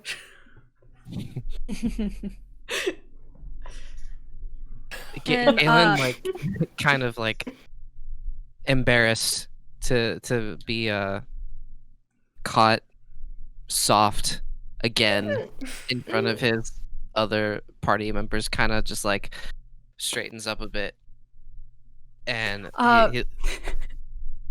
he looks at Gris with kind of like a I need your help, but I'm not gonna say it kind of look in his eye. Gris will probably clocks this. Gris is probably just like, is this what I think it is? Do I sense this? Do I know what's happening here? Are you And this asking kind me? Oh, I mean, yes, you, but also like I'm also processing what Gris would think too. Can I roll a perception check to see if I can tell Galen was crying? Or can I just tell? You can roll a perception check. Galen, can you roll deception? Yeah. I just go, I thought you two were already asleep. Did you say deception? Yeah. Okay. B, do you have anything to say to Ari?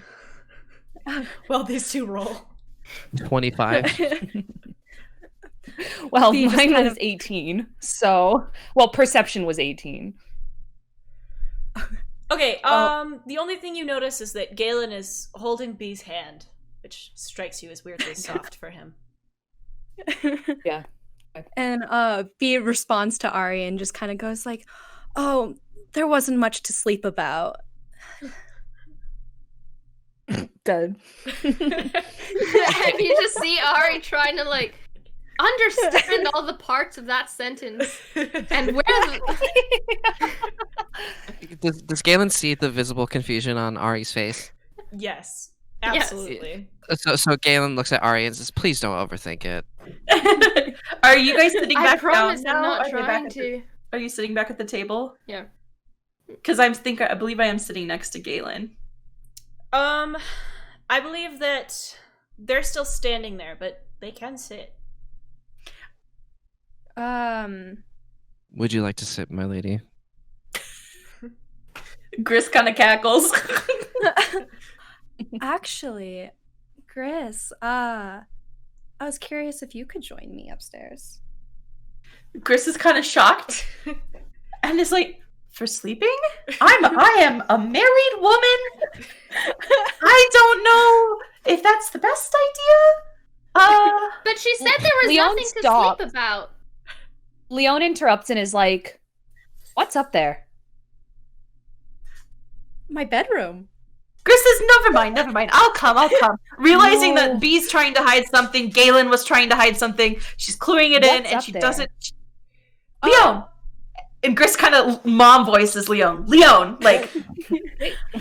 And Gris follows Bee. And B does, Leone cast message. Oh no, you go first, Stacy. Oh, okay. No, you're all right. B kind of goes to Leon and goes, "Oh, don't worry. You can join me eventually, if that's what you want." Oh. Galen sort of just rolls his eyes. We won't all fit in one bed.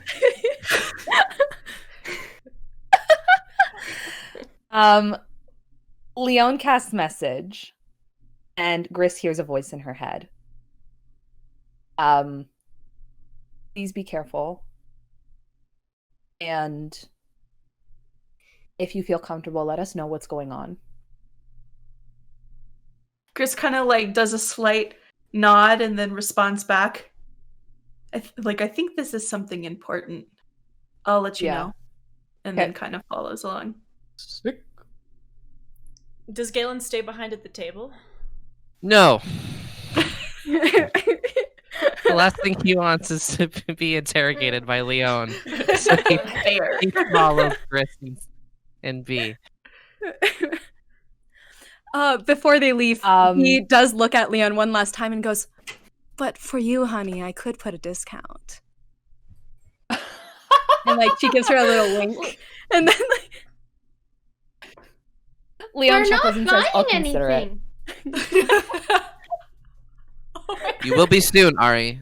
All right, and then Is that what you told me? Is this what you told me about on the boat? and then Galen just walks briefly, like quick, like speed walks upstairs. Go Karen. Are they out of earshot? Yeah, Galen. Are they out of earshot? Galen hurried upstairs, and I would assume that B sort of dragged Gris along as well at the similar pace. Ari, Yes. are you as concerned as I am? Should we go up there? I don't think he wants us to. That's not really lowering my level of concern, though. You know what I mean? Leon, listen. He's known B a lot longer than he's known us. And I don't think he'd I know be that. spending time with someone he didn't, vibe with. And Gris seems to be okay. So I think it's fine. I mean, you wanted to keep your father from us. Maybe it's just something he wants to do on his own. Like, we already know he didn't want to be here. He didn't want to be here. I suppose. He didn't want. And Leone kind of leans back and is like, I hate this. Like, you can't ask people to respect your privacy and then not do it to your friends. Because she's still salty about. Incredible.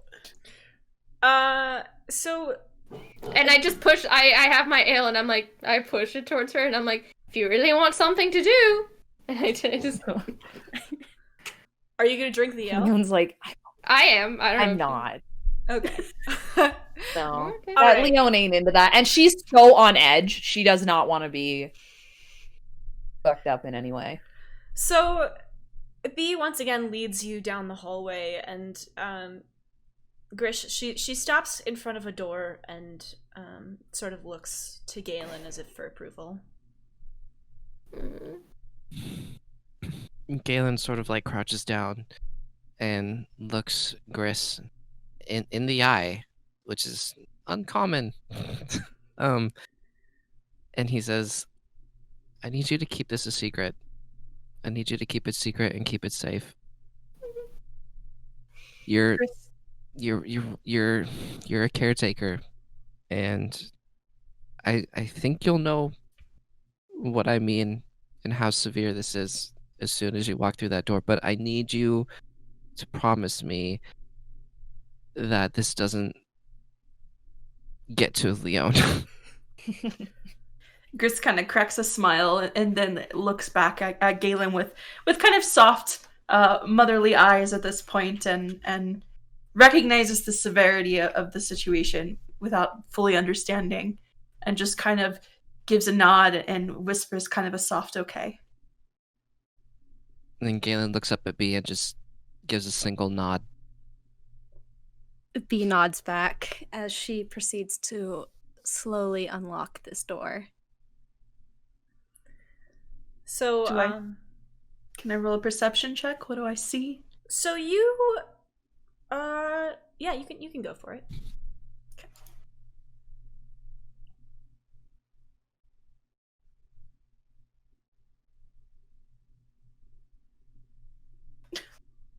A 9.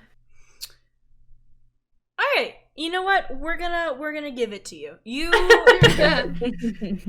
you walk You into also the room. still have inspiration. You do. You could use the inspiration for the roll. Oh shit! Well then I'll do that. So that's gonna be a 13. Yes, All +3. right. Yeah.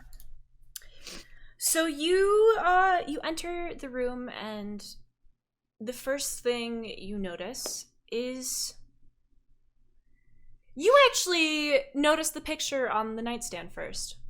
It appears to be a picture of B and Galen, and in a motherly fashion, your brain goes, "Oh, that's sweet." But then your attention is drawn to the woman in the bed.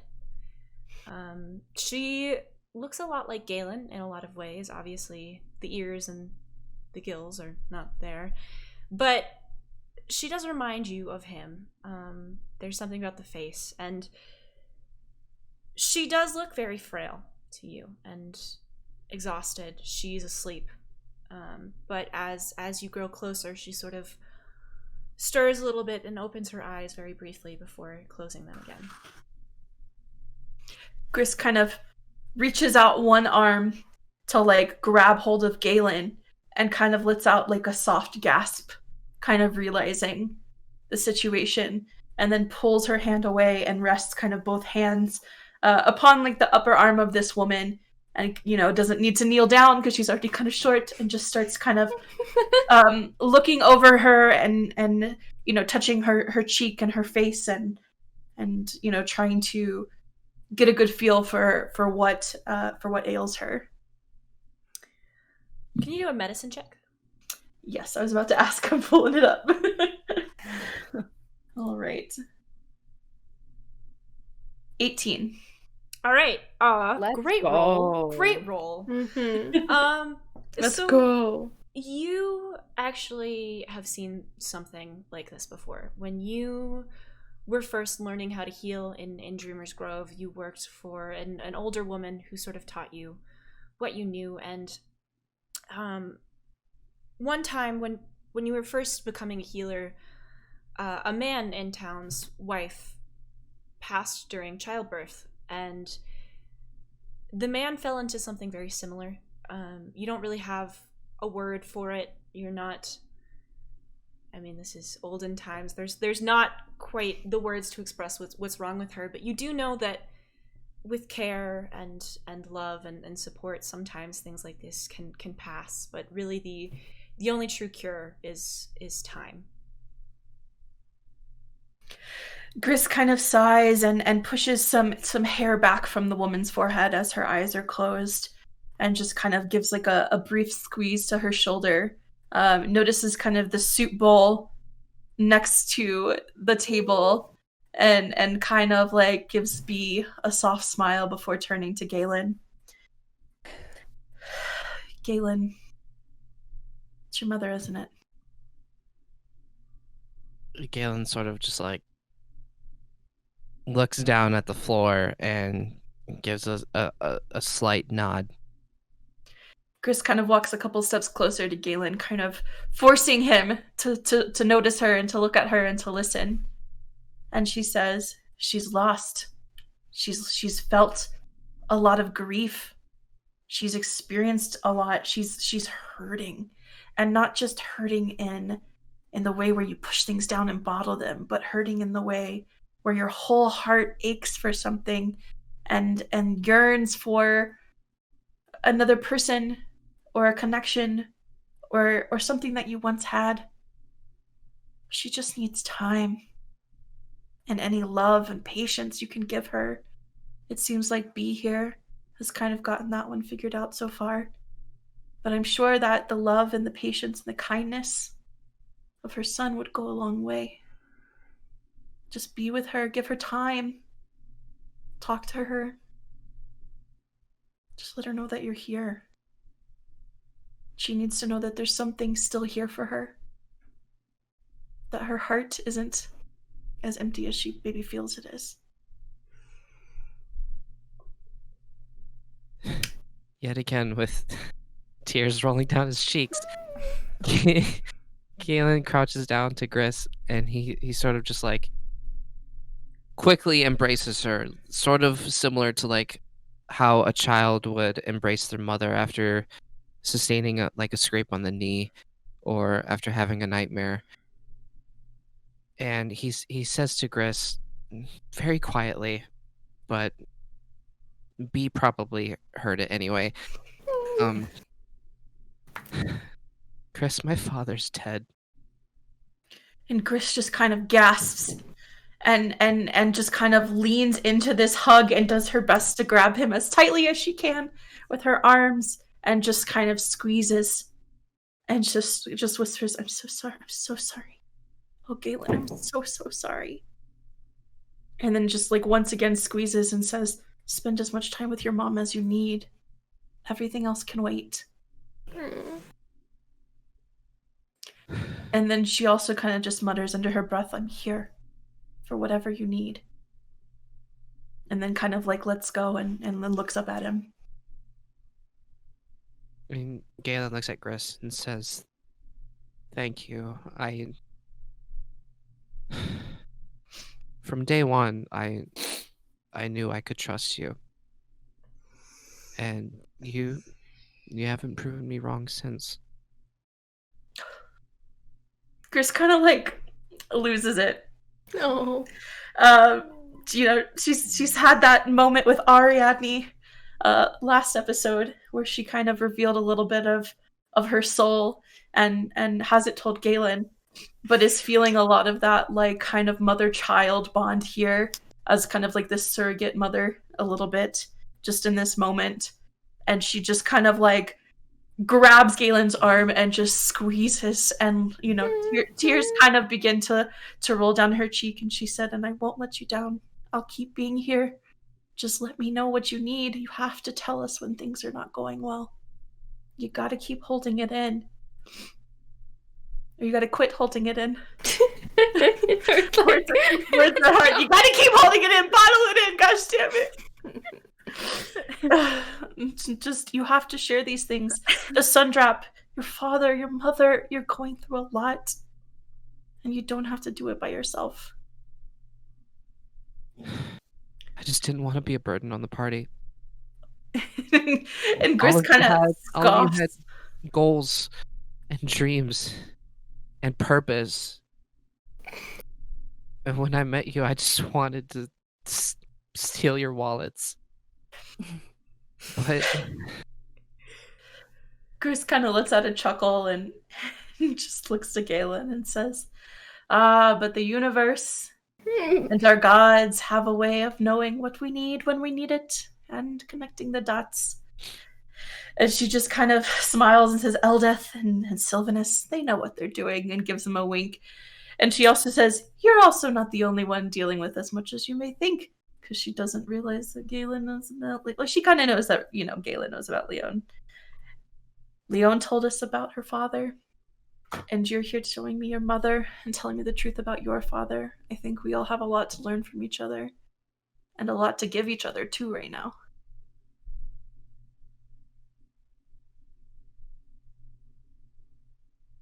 Galen's just sort of speechless because he hasn't really, besides B, he hasn't really had this sort of compassion and understanding shown to him before. And he sort of just breaks down and is just sobbing quietly. And then he just says, I just want my mom to be okay. I know. Why don't you stay with her tonight? I can go back down, find a reason to tell the others that we're going to go do something else and go find a different place to sleep. Spend time with your mother. B, if you need a place, maybe we can bring you with us so that you can have some time alone with your mom. I'd really appreciate that. Thank you so much, Chris. She nods. And then she kind of wipes off the front of her tunic and kind of, shifts a little bit and breathes deeply, preparing herself to head downstairs to the rest of the party. We better hurry. Leone's going to be wondering what the hell is going on. Of course. And Gris kind of looks to B and says, you mind coming and helping us explain?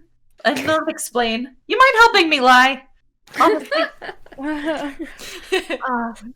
I have no problem with the lying part, but I'm gonna need more help on the Lione part. Kind of nods. Just get Ari on your side, and hopefully we can figure out the rest. Let's leave this one with his mother and see what we can do moving forward. So, B and Gris both sort of leave Galen in the room, and Galen takes the seat and the chair where B had been earlier. And B closes the door, but before leaving, she makes a point to turn to Galen, holding the key to the room. I feel like you'll need this. Thank you, B. Just take your time. Both of you, okay? Okay. And Gris kind of smiles, seeing some of that kind of halfling TLC and B, and starts heading out the door. And kind of looks over her shoulder at B and says, "This is going to be a whirlwind." And B notices Gris's notice her little halfling upbringing and kind of goes, "Not a word, please." Oh. And Gris just laughs and heads down the stairs to meet the rest of the party. B follows. All right, so they close the door behind them and head downstairs. B, perhaps there is some kind of skill, perhaps linguistic, you can use to communicate with Gris while trying to lie to Lione. And B leans over to Gris a little bit and goes, "So, have a plan in halfling, in perfect halfling. Gris's eyes light up hearing halfling again. It's been a while since her journey. On her journey since she's heard someone else speak her native tongue. And she said, sometimes you just gotta mom Lione. She seems to do well with strong maternal nature. So I'm gonna do my best to just put her in her place and keep going. And maybe we need to give her something worth having. I heard she's not loving this inn. You know of a place a little bit nicer we can take her to. She's also seems to be craving a pastry. I don't know. Give me something to barter with here. Oh, that's gonna be a tough one, Gris. But I'll follow you. I just wish I had something more. A pastry. And Bee thinks to herself a little bit. Sorry, I thought I heard someone gasp. Could have been my dog. Good. He shook. And Bee looks in her like little satchel a little bit, and she pulls out and she says, "I got cheese." Chris is like, we're gonna have to take a different angle with this one, I think. Anything in terms of a luxury inn, something nice that she can rest her head on. Like, think big, think fancy, think soiree. Be thinking a little bit. You sort of don't feel 100% comfortable leaving Galen all alone in this inn, dealing with his feelings, but you have noticed that someone in this party likes to throw around a bit of cash, and for the right price, there are some larger suites in this inn, typically only used by the real kingpins. Gris, she's so very obviously a nobleman, but yeah, to what extent is she willing to pay for her noble life? I mean, we have spent quite a few nights in less than royal spaces. It might be about time where she's aching for a nice bath, a change of clothes. All right, this inn definitely has nicer suites, but listen, it can't be me. They already rejected me once here. They're like, trust me, I've tried. I can respect a woman with fine taste. Okay, well, maybe we can bring it up. Let me see what I can do, and hopefully we can convince her to not ask questions. So you both at this point are approaching the table where Lione is holding a tankard of ale but hasn't appeared to sip from it, sort of tapping her fingers, clearly unamused by everything that's been happening this evening. Ari, meanwhile, appears to have had 2 or 3 ales in the scope of time you've been gone, and is just kind of vibing. Vibing. I was gonna say, I'm just vibing. Gris kind of smiles at her wood elf friend, and I turns go her. like this. I see Gris and B, and I go. And Gris just kind of chuckles and says, "Hi, Ari. Hi, Lione." Hi, Gris. All right. Where's so Galen? here's the plan. Oh. She kind of holds up a hand and tries her best to look and just assume taller than she is, and tries her best to kind of sway Lione by appearing really prepared and on top of things, which is not the Gris way, for the record. There are very fancy suites here, I have discovered. Bee was showing me around, and I think tonight is the night that we have our own private soiree. And maybe a nice bath, a change of clothes, a premium bed, a little bit of luxury, and give ourselves a good night sounds rest well and good. However, we are in fact missing one of our party members, Gris. Oh, it's just gonna be a sleepover this time, Lione. I hope you don't mind. Like all of us. Where is he? Like all He of us is- in one room. Yes, all of us in one room. He is perfectly fine. He is taking care of some Galen things that must be taken care of. Perfectly legal Galen things. Perfectly acceptable Galen things. Gris approved. Is Galen. anything Galen does perfectly acceptable? This I one was is just This is going to say perfectly that, Mari. acceptable, perfectly Gris approved. Gris proud. Gris proud is. proud. You should be fine So- with this, Lione. I just would prefer no further questions if possible, and let's get Gris, fancy I room. want you to understand. That just makes me want to ask more questions. I just want you to understand it. Listen, I'm going to let it go. I don't have the time nor the energy for whatever it is you're all hiding from me and Ari. And quite frankly, I'm disappointed in every single one of you.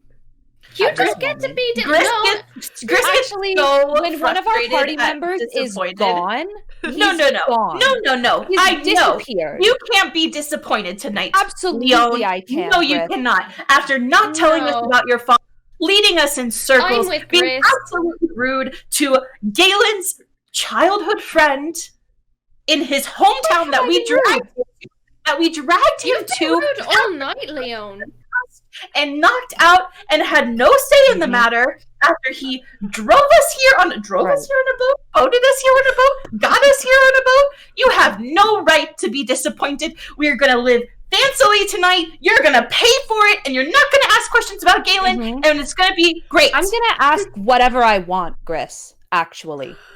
And we are not only here for me, but like I said, I don't have the time nor the energy for further shenanigans. What if tonight we discussed your dreams and your concerns with your father, and maybe dig a little bit deeper? We into were some- discussing that, Gris. Yeah, but maybe it's time we all Literally, we chat were. about it together. Leon, Separately. if you're ready for the end of Are you? shenanigans, I think you heard Please the. be. I think you heard the woman. I think it's time for a nice slumber party where we can just How bathe. how and- much I'm are so the surprised, rooms? Leone. I'm surprised you don't trust Gris to not leave Oh, no, I Galen trust somewhere I trust dangerous. Gris. I trust Gris. Galen will tell you what he's doing and what he's up to if he wants to, Lione. It is his Certainly. business and his right. I'm not asking you what it is. Have I asked you that? No, but you're getting frustrated, and I don't appreciate that. I'm trying to protect a friend, and I would appreciate it if we could just. But are we move not on. all friends is my point. We are friends, and I'll protect you, and I'll protect Ariadne, and I'll hold your secrets dear and near. But it is just Absolutely.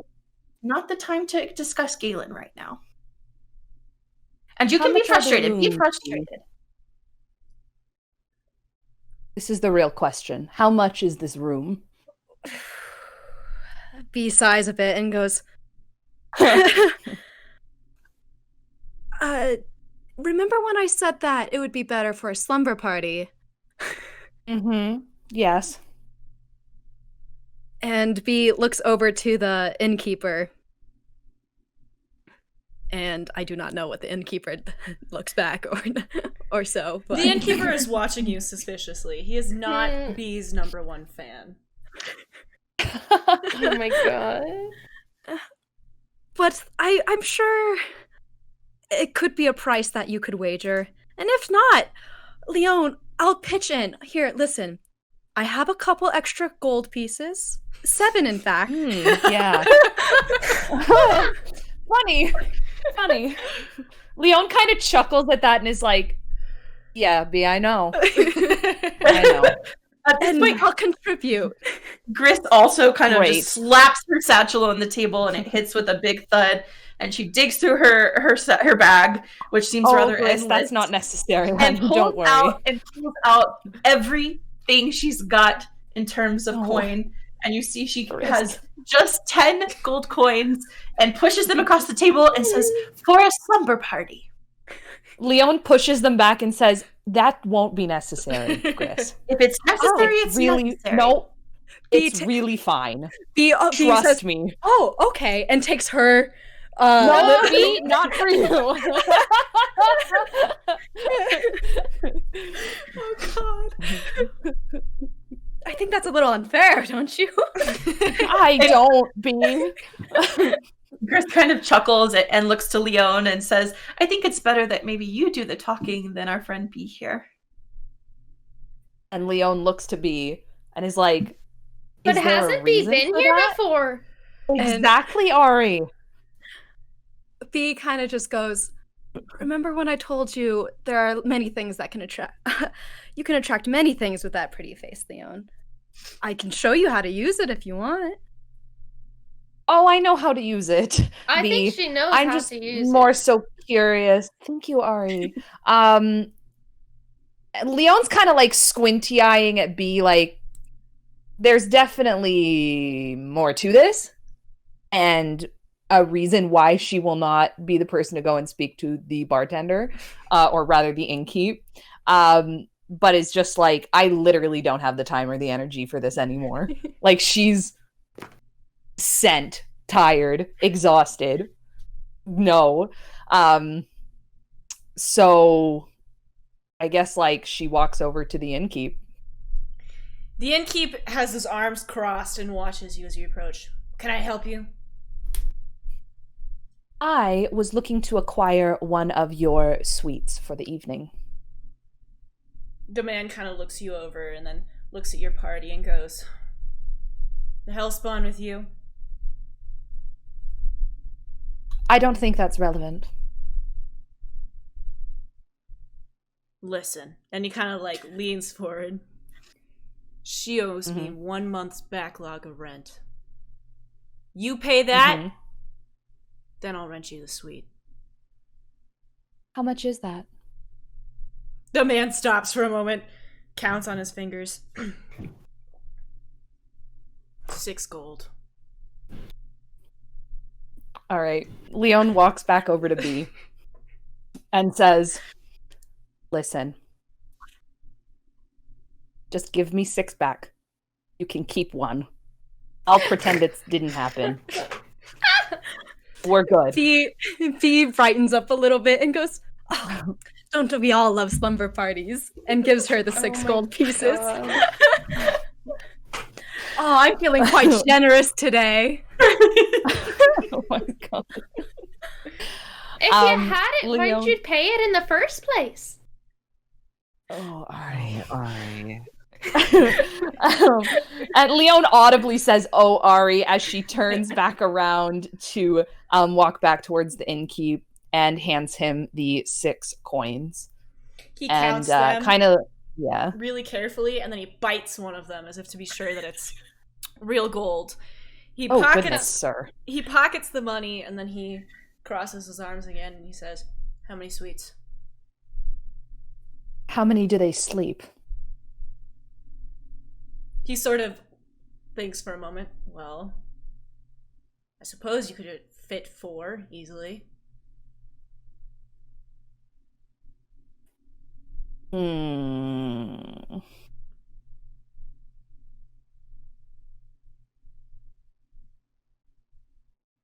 Galen casts. Are you alright?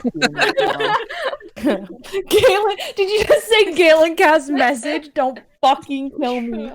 Could you imagine if 2 of us had message? How much of a clusterfuck would that be? No one would talk. Simply no one would speak. Okay. Lione casts message to Ari Okay. and says, do we trust her enough to share a room with her? Do you trust her enough to not share a room with her? Lione casts message again. That doesn't really answer my question, Ari. What do you think? I think she's fine. God, okay.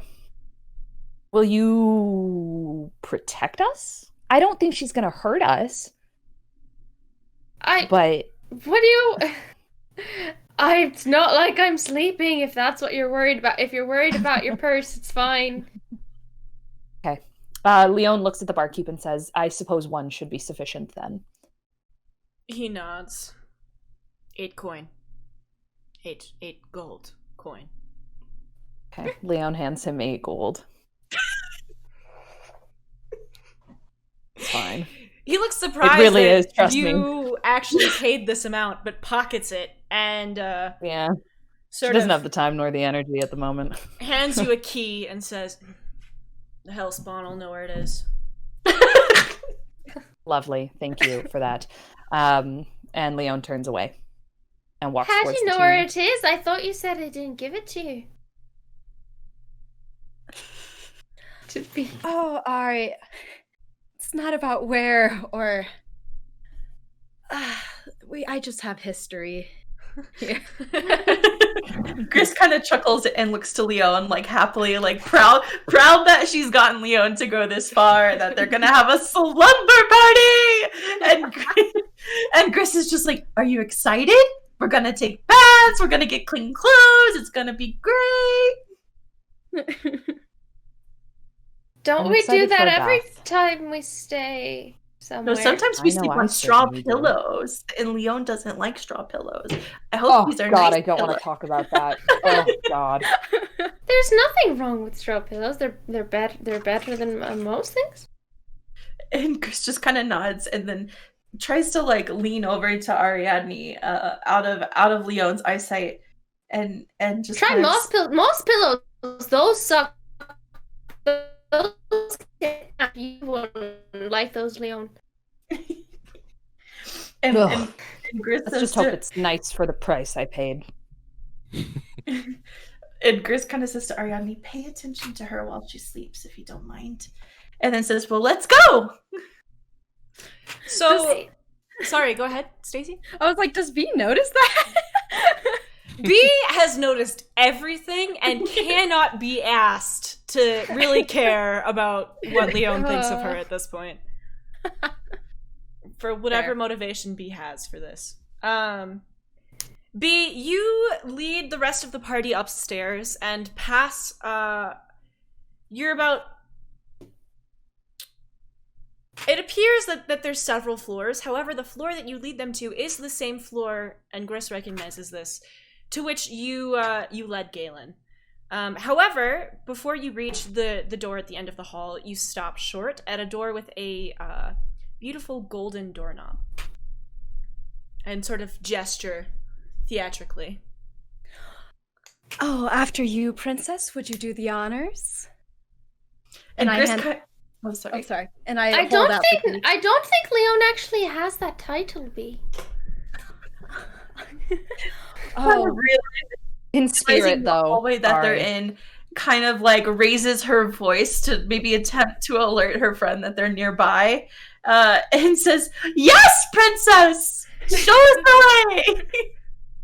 Leone is like, And I why don't get are Gris you yelling? very confused. Does And Galen it's hear just- this through the door? Yes, Galen hears this through the door. And Chris just beams at Leone, waiting for her to open the door. What has gotten into you, Gris? What do you mean? Absolutely nothing. I'm just excited for Come slumber on. party. Gris. Something's then- happened. And then Gris kind of Like like screaming in a hallway. looks down at the floor and then kind of looks up at Leone and like looks her in the eye and just kind of stares for a little bit and is just like trying to like, I think in her mind Gris is trying to like send message to Leone, but no she can't, but it's just trying to like look in my eyes and know what I am trying to do. Oh no. It just is Leone absolutely makes eye contact with Gris and is seeing Gris like straining and is like, okay. And then she just turns to the door and unlocks it. Oh my goodness. All right, so you enter this suite, and Leone, you are, despite your annoyance, thrilled. This Hell yeah. is Let's go. a giant room. In Let's the go. corner is a beautiful bathtub surrounded by privacy screens. There's two giant beds, which appear to be filled with real down feather and covered in beautiful silk coverings. The walls are adorned in lovely tapestries.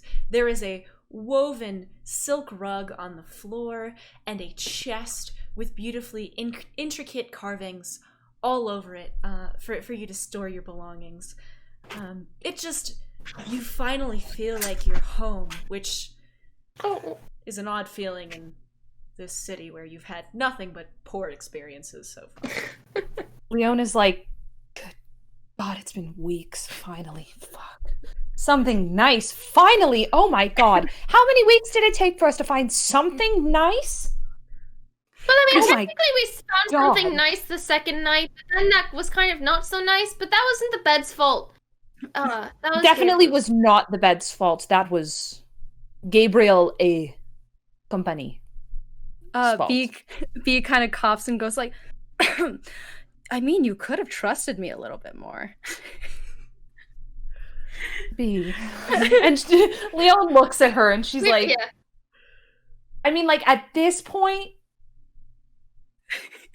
and she, like, kind of, like, motions like she's flicking a coin and, like, points to her purse and is like, do you blame me? And I just turn to B and I go, it's not on you. I think it's because last time we were someplace this nice, she kind of almost died. So I think It's she's still true. hung up on that. Gris kind of Someone smiles did and says, try, don't forget, in fact, to we kill me. have to untie Lione. Don't forget. Hopefully there's no circumstance in which you need to do But that she's again. not tied up, Gris. Just in Exactly. case, untie Lione. Let's Just keep putting it it that out way, there. shall we? And Gris kind of Let's. laughs and walks over to one of the beds, which I'm sure at this point, as plush and lush as they sound, it's probably pretty hard for little Gris to get into. So she kind of just like pushes on top of the down and Hey, is Gris. like, holy cow, yes. Can I get an athletics check if you're gonna try to climb onto this bed? Yes. Oh wait, Oh my God, actually, stop the balloon. actually, wait, before that happens, can B run over to Gris and attempt to pick up Gris No, as that was we my both move! fall onto the bed? Yes. Okay. Can I get a strength check? Is strength your dump stat too, B? I have a Does negative mood. 1. 11. Ditto! You lift her up, but you both sort of fall onto the bed very ungracefully. Can I then walk over and lift them both up and like put them on the bed? You sort of prop Push them up. them onto the bed. Yeah. They're on the bed, but you sort of like help them into a more dignified position. Mhm. And as B stretches her arms a little bit on this bed and goes, I've missed this. And Gris kind of laughs and says, you've experienced this before? And is just like kind of rolling around, not much unlike a dog trying to get comfortable. Like, holy shit, what is this? You've experienced this before, B? Let's just say I've had a couple of rich, noble boyfriends here and there. Gris's eyes like sparkle, and she's like, As- oh? And then as I say that, I do look at Leone and wink a little bit. I just Leon say, looks at her and goes, good for you. It's pretty good. and I just look at B and look away and I go, boyfriends? And And then Gris looks she at their leans- friend and chuckles. She leans over to Ari and goes, they were the easier ones to scam. Gris Leon kinda can't shouts help but over laugh to- at this. Yeah. She's like, you're not wrong about that Um. either, actually. Is Leone still standing by the entryway, I'm guessing? Leon is just kind of like watching this all unfold. Oh my god. Is there is there like a master bed? So, although it's described as a suite, it's really more just like a very large room. There's two large beds adjacent to each other on one end, and on the other end is this sort of large, luxurious tub. Okay. Leon kind of looks at everyone and is like, I mean, I'd like one of the beds, please. Can A B whole already one. be fucking out? She's been exhausted these past couple months. Yeah, B, you can absolutely fall asleep. Are you still holding on to Gris? Yes. All right, Gris, B has fallen asleep, holding you in her arms. Gris is just kind of like trying to reach out and like pat her, like, hello. And then kind of whispers over to Leone and says, I I think we might be stuck here for a bit, but there's another bed if you'd like. Okay. Okay, that's fine. That's good. Well, I go. Yeah. No, you go. No, you go. Oh, I was gonna say, I go.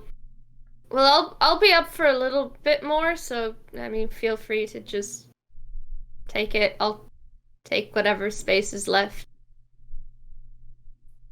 I can just sit. I'm fine. I can close my eyes. I'm good. But do you want one of the beds? Like, which bed would you prefer? I mean, they're in that one, so we don't have a lot of choices. I don't know. You could like perch on the edge or something. I feel bad. This is what I'm like they just fell asleep. They didn't talk to you first. I'm sorry. Well, then thank you, Ari. Oh. I mean, we have what, like 8 feet between the two of us? Right. I think there's room for anybody. No, I think I mean, I don't know how you sleep, but unless you think there will be no space for me to sit down next to you at some point in this night, then I think we'll be fine. He kind of mutters, great, from the bed and says, Ariadne is actually quite a very silent, still sleeper, so I'll probably find to sleep with, honestly, if you toss and turn, Lione. I'm not. I know, but Ariadne doesn't need sleep, I've learned. I also still have my bedroll. If you don't want me to be in the bed, I don't have to be in the bed, Lione. Ari, we are in a giant suite. Don't sleep on a bedroll. I just have to... It's not sleep. I just sit. I'm good. Really. Then sit on the bed at least. This is what I didn't spend offered. 8 gold. Then we're on the same page, my dear. Okay. As you debate the sleeping arrangements, B has kind of more firmly grabbed onto Gris and is holding her very tightly and whispers in her ear, I love you, Mom. Which must be her speaking in her sleep, because Gris is not her mother. Can I wait? I don't know. I know this is unconscious, but can I also mutter? I'm like, your little honeybee's almost home. Absolutely, go for it. Gris is fucking losing her shit, and she just kind of like settles in and is like, I'm just gonna sleep. This is, she needs this. She needs this. And just kind of like, pats her head or whatever part of her Gris is able to like wrangle an arm out and pat. Oh my god. Oh god. Do you all sleep for the night? No, I said I was gonna stay up for a second, but I wait and I just sit and I wait for Lione to fall asleep. Sit and I wait. First of all. And once Lione has fallen asleep, I very carefully get out of my position in bed that I've been frozen in, trying to make sure she falls asleep first. And I take some parchment and a quill and an ink pot out of my bag. And I go sit against a wall. And I have no trouble seeing, because as we all like to forget, we all have dark vision. And I start writing a special something, telling of all of our shenanigans since we have left the, what was it called? The wildflower, the meadowlark? The wildflower. The wildflower, it was something like that. The wildflower. And I finished writing. I signed my name. I fold it up, I put it in the envelope. And then I just keep it for a second. And then I think, do I put it in my bag? And I go, no. And so I put it in my waistband. And then I head back over to the bed. And then I just trance into sleep. Okay. Well, the night passes without much more incident, and as the sun rises, B is the first to awake, holding Gris, who is snoring very sweetly. Aww. Oh. Hmm. V doesn't move for a moment. And then she'll unravel herself a little bit and look around and quite calmly try to sneak out of the room. Ari, are you meditating? Yeah, Roll a perception check. just in trance. Yeah. Give me a second. B, what's your passive deception? Passive deception. 16 plus 4, 20. How do I check my passive deception? What's your deception modifier? My deception modifier plus 10. Or do you mean charisma? I think it's under like special modifiers. I do think it's ridiculous. Yeah, plus 10 if you're asking for. Okay, and Ari, you rolled what? 16 plus 4, 20. That's a nat. Okay, so you sort of think that someone might have stirred, but you don't notice B sneak out of the room. Okay. Jesus, that's a big modifier. Sorry, go on. Yeah. Yeah, sorry. Um, Being a tiefling's great in some cases. yeah. V starts heading over to the door at the end of the hall. Okay. Are you gonna knock on it, or are you just gonna fucking And bust I will. No, I will. I don't have a key anymore. I will knock on it.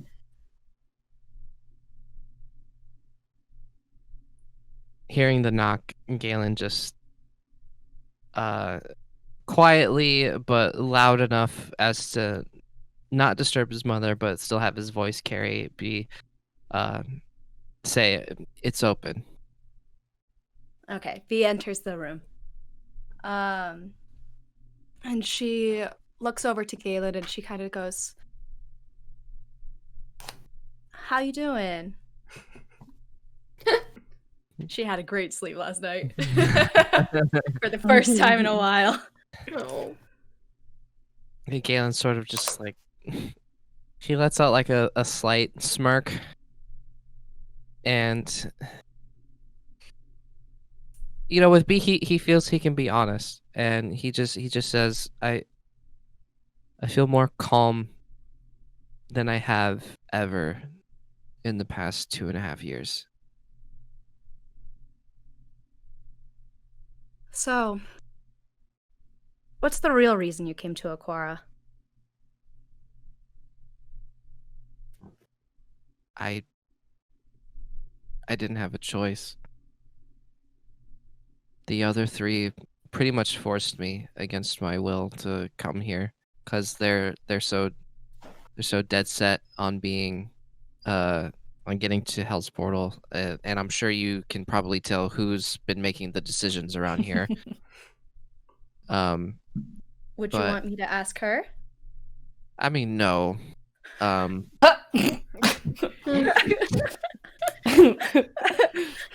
And Galen just sort of like looks up at B and is like, but all I know is that I'm just happy to just be here in this room right now. All right, I'm glad you're back, Galen. I'm gonna go back before Princess over there loses more trust in me. And- before B sort of leaves, he just goes like, wait a second, and then he looks B in the eyes and says, "It's Torrent," and then winks. V just chuckles as she leaves the door quietly and hopefully quietly enters Do the I other notice room. that? Yeah.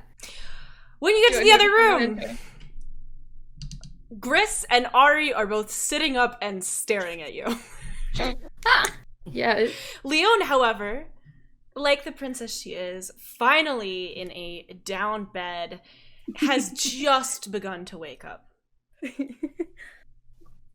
Rise and shine, beauties. Where'd you go?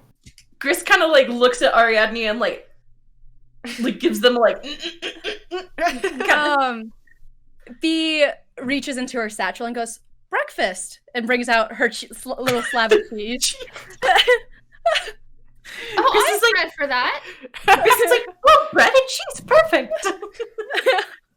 Not one to push this down at this moment, and instead welcome it. Leone's like sitting up in bed looking at the cheese. And she's a noble woman, so she knows old cheese when she sees it. And she looks at Bee and she says, how long's that been in your pocket? Bee just responds, it adds the flavor. And like she kind of like takes Not really. she takes like a deep inhale, but and kind of hiding her little gag for a moment. Leone's like, yeah, I thought so. I'll pass. Thank you though. Bee. Gris just kind of laughs and is like, so how was your sleep, Leone? It was better than all of the others, but about as good as it's been for the past few weeks. I'll take it. No, I think Maxilla's home was pretty nice. Oh, that's not what I'm referring to, Ari. I'm talking about the terrible dreams I have every night. And Leone's just like, yeah, The what? nice bed. Can't even have Yeah. a sleepless sleep or a dreamless sleep. Bee Bee, kinda you looks- don't strike me as someone to get up early. Oh. You just don't. I'm a woman of many surprises. Ain't that right? Like old cheese. And Gris is like stretching and like kind of like just at this point slid off the bed and is like, maybe we should go downstairs to get something to eat. And and Bee goes, more like cultured cheese.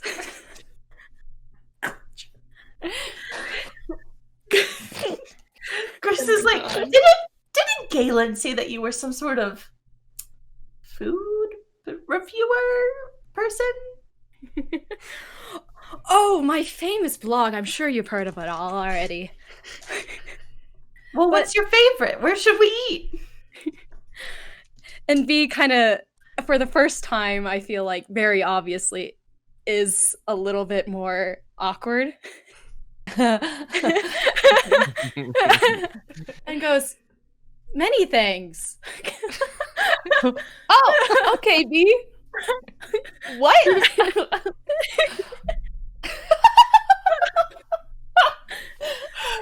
Anyways, there's more important questions to ask. There's more important things to do. That's all, Hari. And Gris is like, okay, should we bathe and get ready for the day? Leone like flips off her covers and is like, yes, and just like strides to the bath. Oh my god. All right, Leone, She's are ready you to gonna take a bath? luxurious bath. Yeah. Yes, she is. Are you going to ask your friends for some privacy, or are you in typical Leone fashion? Well, didn't just you gonna say go for it? no? Didn't you say there were privacy barriers? There are privacy barriers. You're gonna want to move them Oh, okay. so that you have privacy. Yeah. Leone kind of. I thought they were already there. Leone kind of looks at them. This is not what she's used to, right? Has she ever moved a privacy barrier in her life? No. So she looks at Ari. Like, are these light? Are these like easy to move? Are you asking me for help? Well, I just want to know, like, has anyone? And then she's like looking at her. Have like any of you guys lifted these before? Like, I don't want to like lift it up and like strain myself. You know what I mean? Be in a fluid, graceful movement, grabs the privacy screen and moves it with ease Oh, before giving you a cheeky wink. B. So Leone goes behind the privacy screen. All right. Well, Lione takes a bath. It sort of dawns on all of you that Gris was right about breakfast, and Gris and B, you sense that maybe with Lione preoccupied, this would be a good moment to collect another member of your party. Gris kind of turns to B and says, "Well, I'm hungry. Should we go get some breakfast?" And kind of like, Sure. once again, does the stare thing. "I think B and I can get it. Ari, you hang out here. Make sure Leone's okay. Let's not leave her alone. We know how she gets when she's She's left alone. fine. We don't want her to get kidnapped again, Ariadne." Ooh, she used your full name. Yeah. Galen, have you appeared in the room at that moment? That was out of character. Masterful DM. I was just wondering. It would be, I wouldn't have to Funny. move people around the inn as much. Would be rather convenient. I mean, if you want to go that way, I can come up with something, but No, it's okay. I just go, but you said breakfast. We can get breakfast. She's not gonna die. I know, but we can just go grab it and pick it up and bring it to you. Because it's a slumber party. Breakfast in bed. You stay right here in bed and we'll go get breakfast. I'm not in bed. Stay right there on the floor and we'll go get breakfast. I follow them out the door and then just watch them go downstairs then. Yeah. Just B leans over to Ari and's just like, well, we can. It's okay. We'll take care of you right now. And I gives her a little wink. You're leaving. When they are once they're out the door, through the privacy screen, Lione says, "You shut the door, Ari?" Sure. And then I shut it with me on the other side. Oh my god. And now I'm just standing outside the door. Gris kind of turns to B and in halfling. Wait, hold on. Does Ari speak halfling? No. Ari does Okay. not, no. Okay. Gris in halfling says to B, "Do you mind go grabbing him and finding some excuse for him to come meet us downstairs while I convince Ari to go grab breakfast with me?" V just chuckles, and then as she makes her way towards the end of the hall once again.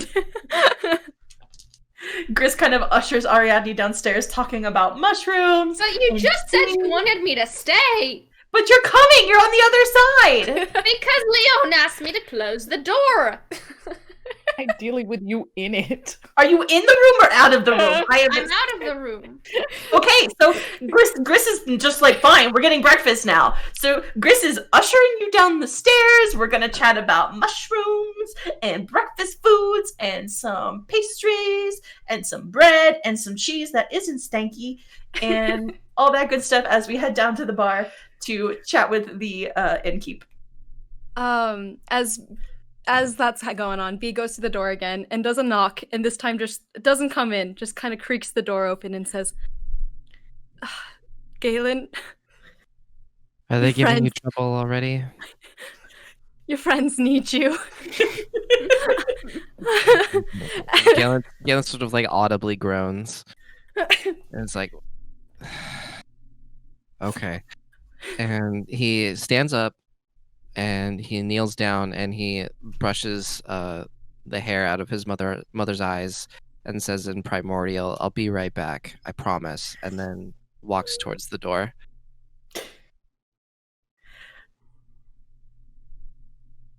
I guess we walk towards downstairs to join Gris and Ari.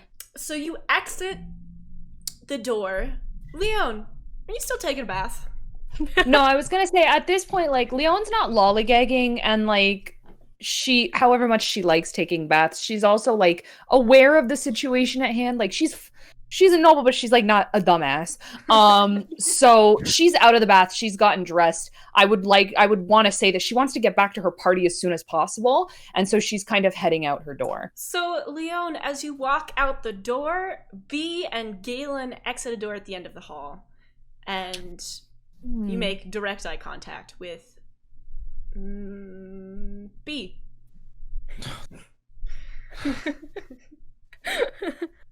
Lione just kind of looks at B and is like, "Okay."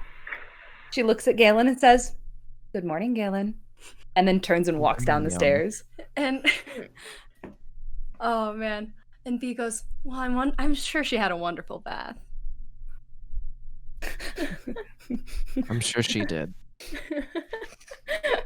You all sort of gather downstairs at the same table from last night. The inn is not nearly as crowded during the daytime, you notice. Ari and Gris have actually managed to scrounge up an odd assortment of pastries, many of which are in the shape of fish Bless up. and shells, which Oh. seems strangely thematic. Yeah. As you sit down, B leans forward on both of her hands and looks to all of you and says, now, I believe you were looking for a ship? And we'll be back next week Yeah. with the Tabletop Tavern episode Oh, not 10. next week. Oh, No, no, not yeah. week Next after. week is Thanksgiving. So Next the week is after. American Thanksgiving. Most of us are American. Sorry, Vic. Sorry, Vic. So you're gonna have to wait Okay. 2 weeks, but we will be back with more news of what's gone down in Aquara since our boy Galen yeah. left. Ooh. Thank you. Thank so you guys much. so much for watching tonight. Yeah. Yeah, and We We'll be hope back. you enjoyed Appreciate it. y'all so much. we'll be back in 2 weeks. With more of this. We will have another week of B. Bothkin, so if you enjoyed innuendo Yay! and leaving Lione in the dark, don't worry, you'll get more of that next time you see us. Until then, stay wonderful, and if you are celebrating, stay healthy, stay safe, and we'll Yes. see you soon. We'll see you in the Discord. Have a wonderful Yes, night. please join the. Yes. If you have theories, if you have memes, join the Discord. If you have Tide us reactions, over Yes, for we love another. memes. Tide us over in the week. Yeah, in the week ahead. Also, we did. Please, we we're linked gonna be missing it earlier. as much as you. Yes, we linked it earlier, but we do have a wiki now. It is a fandom wiki. You guys can edit it along with us. We've tried to put a couple of pages in there. We'll add as we go, but if you can think of something that we don't have in there, feel free to add it in. yeah. All right.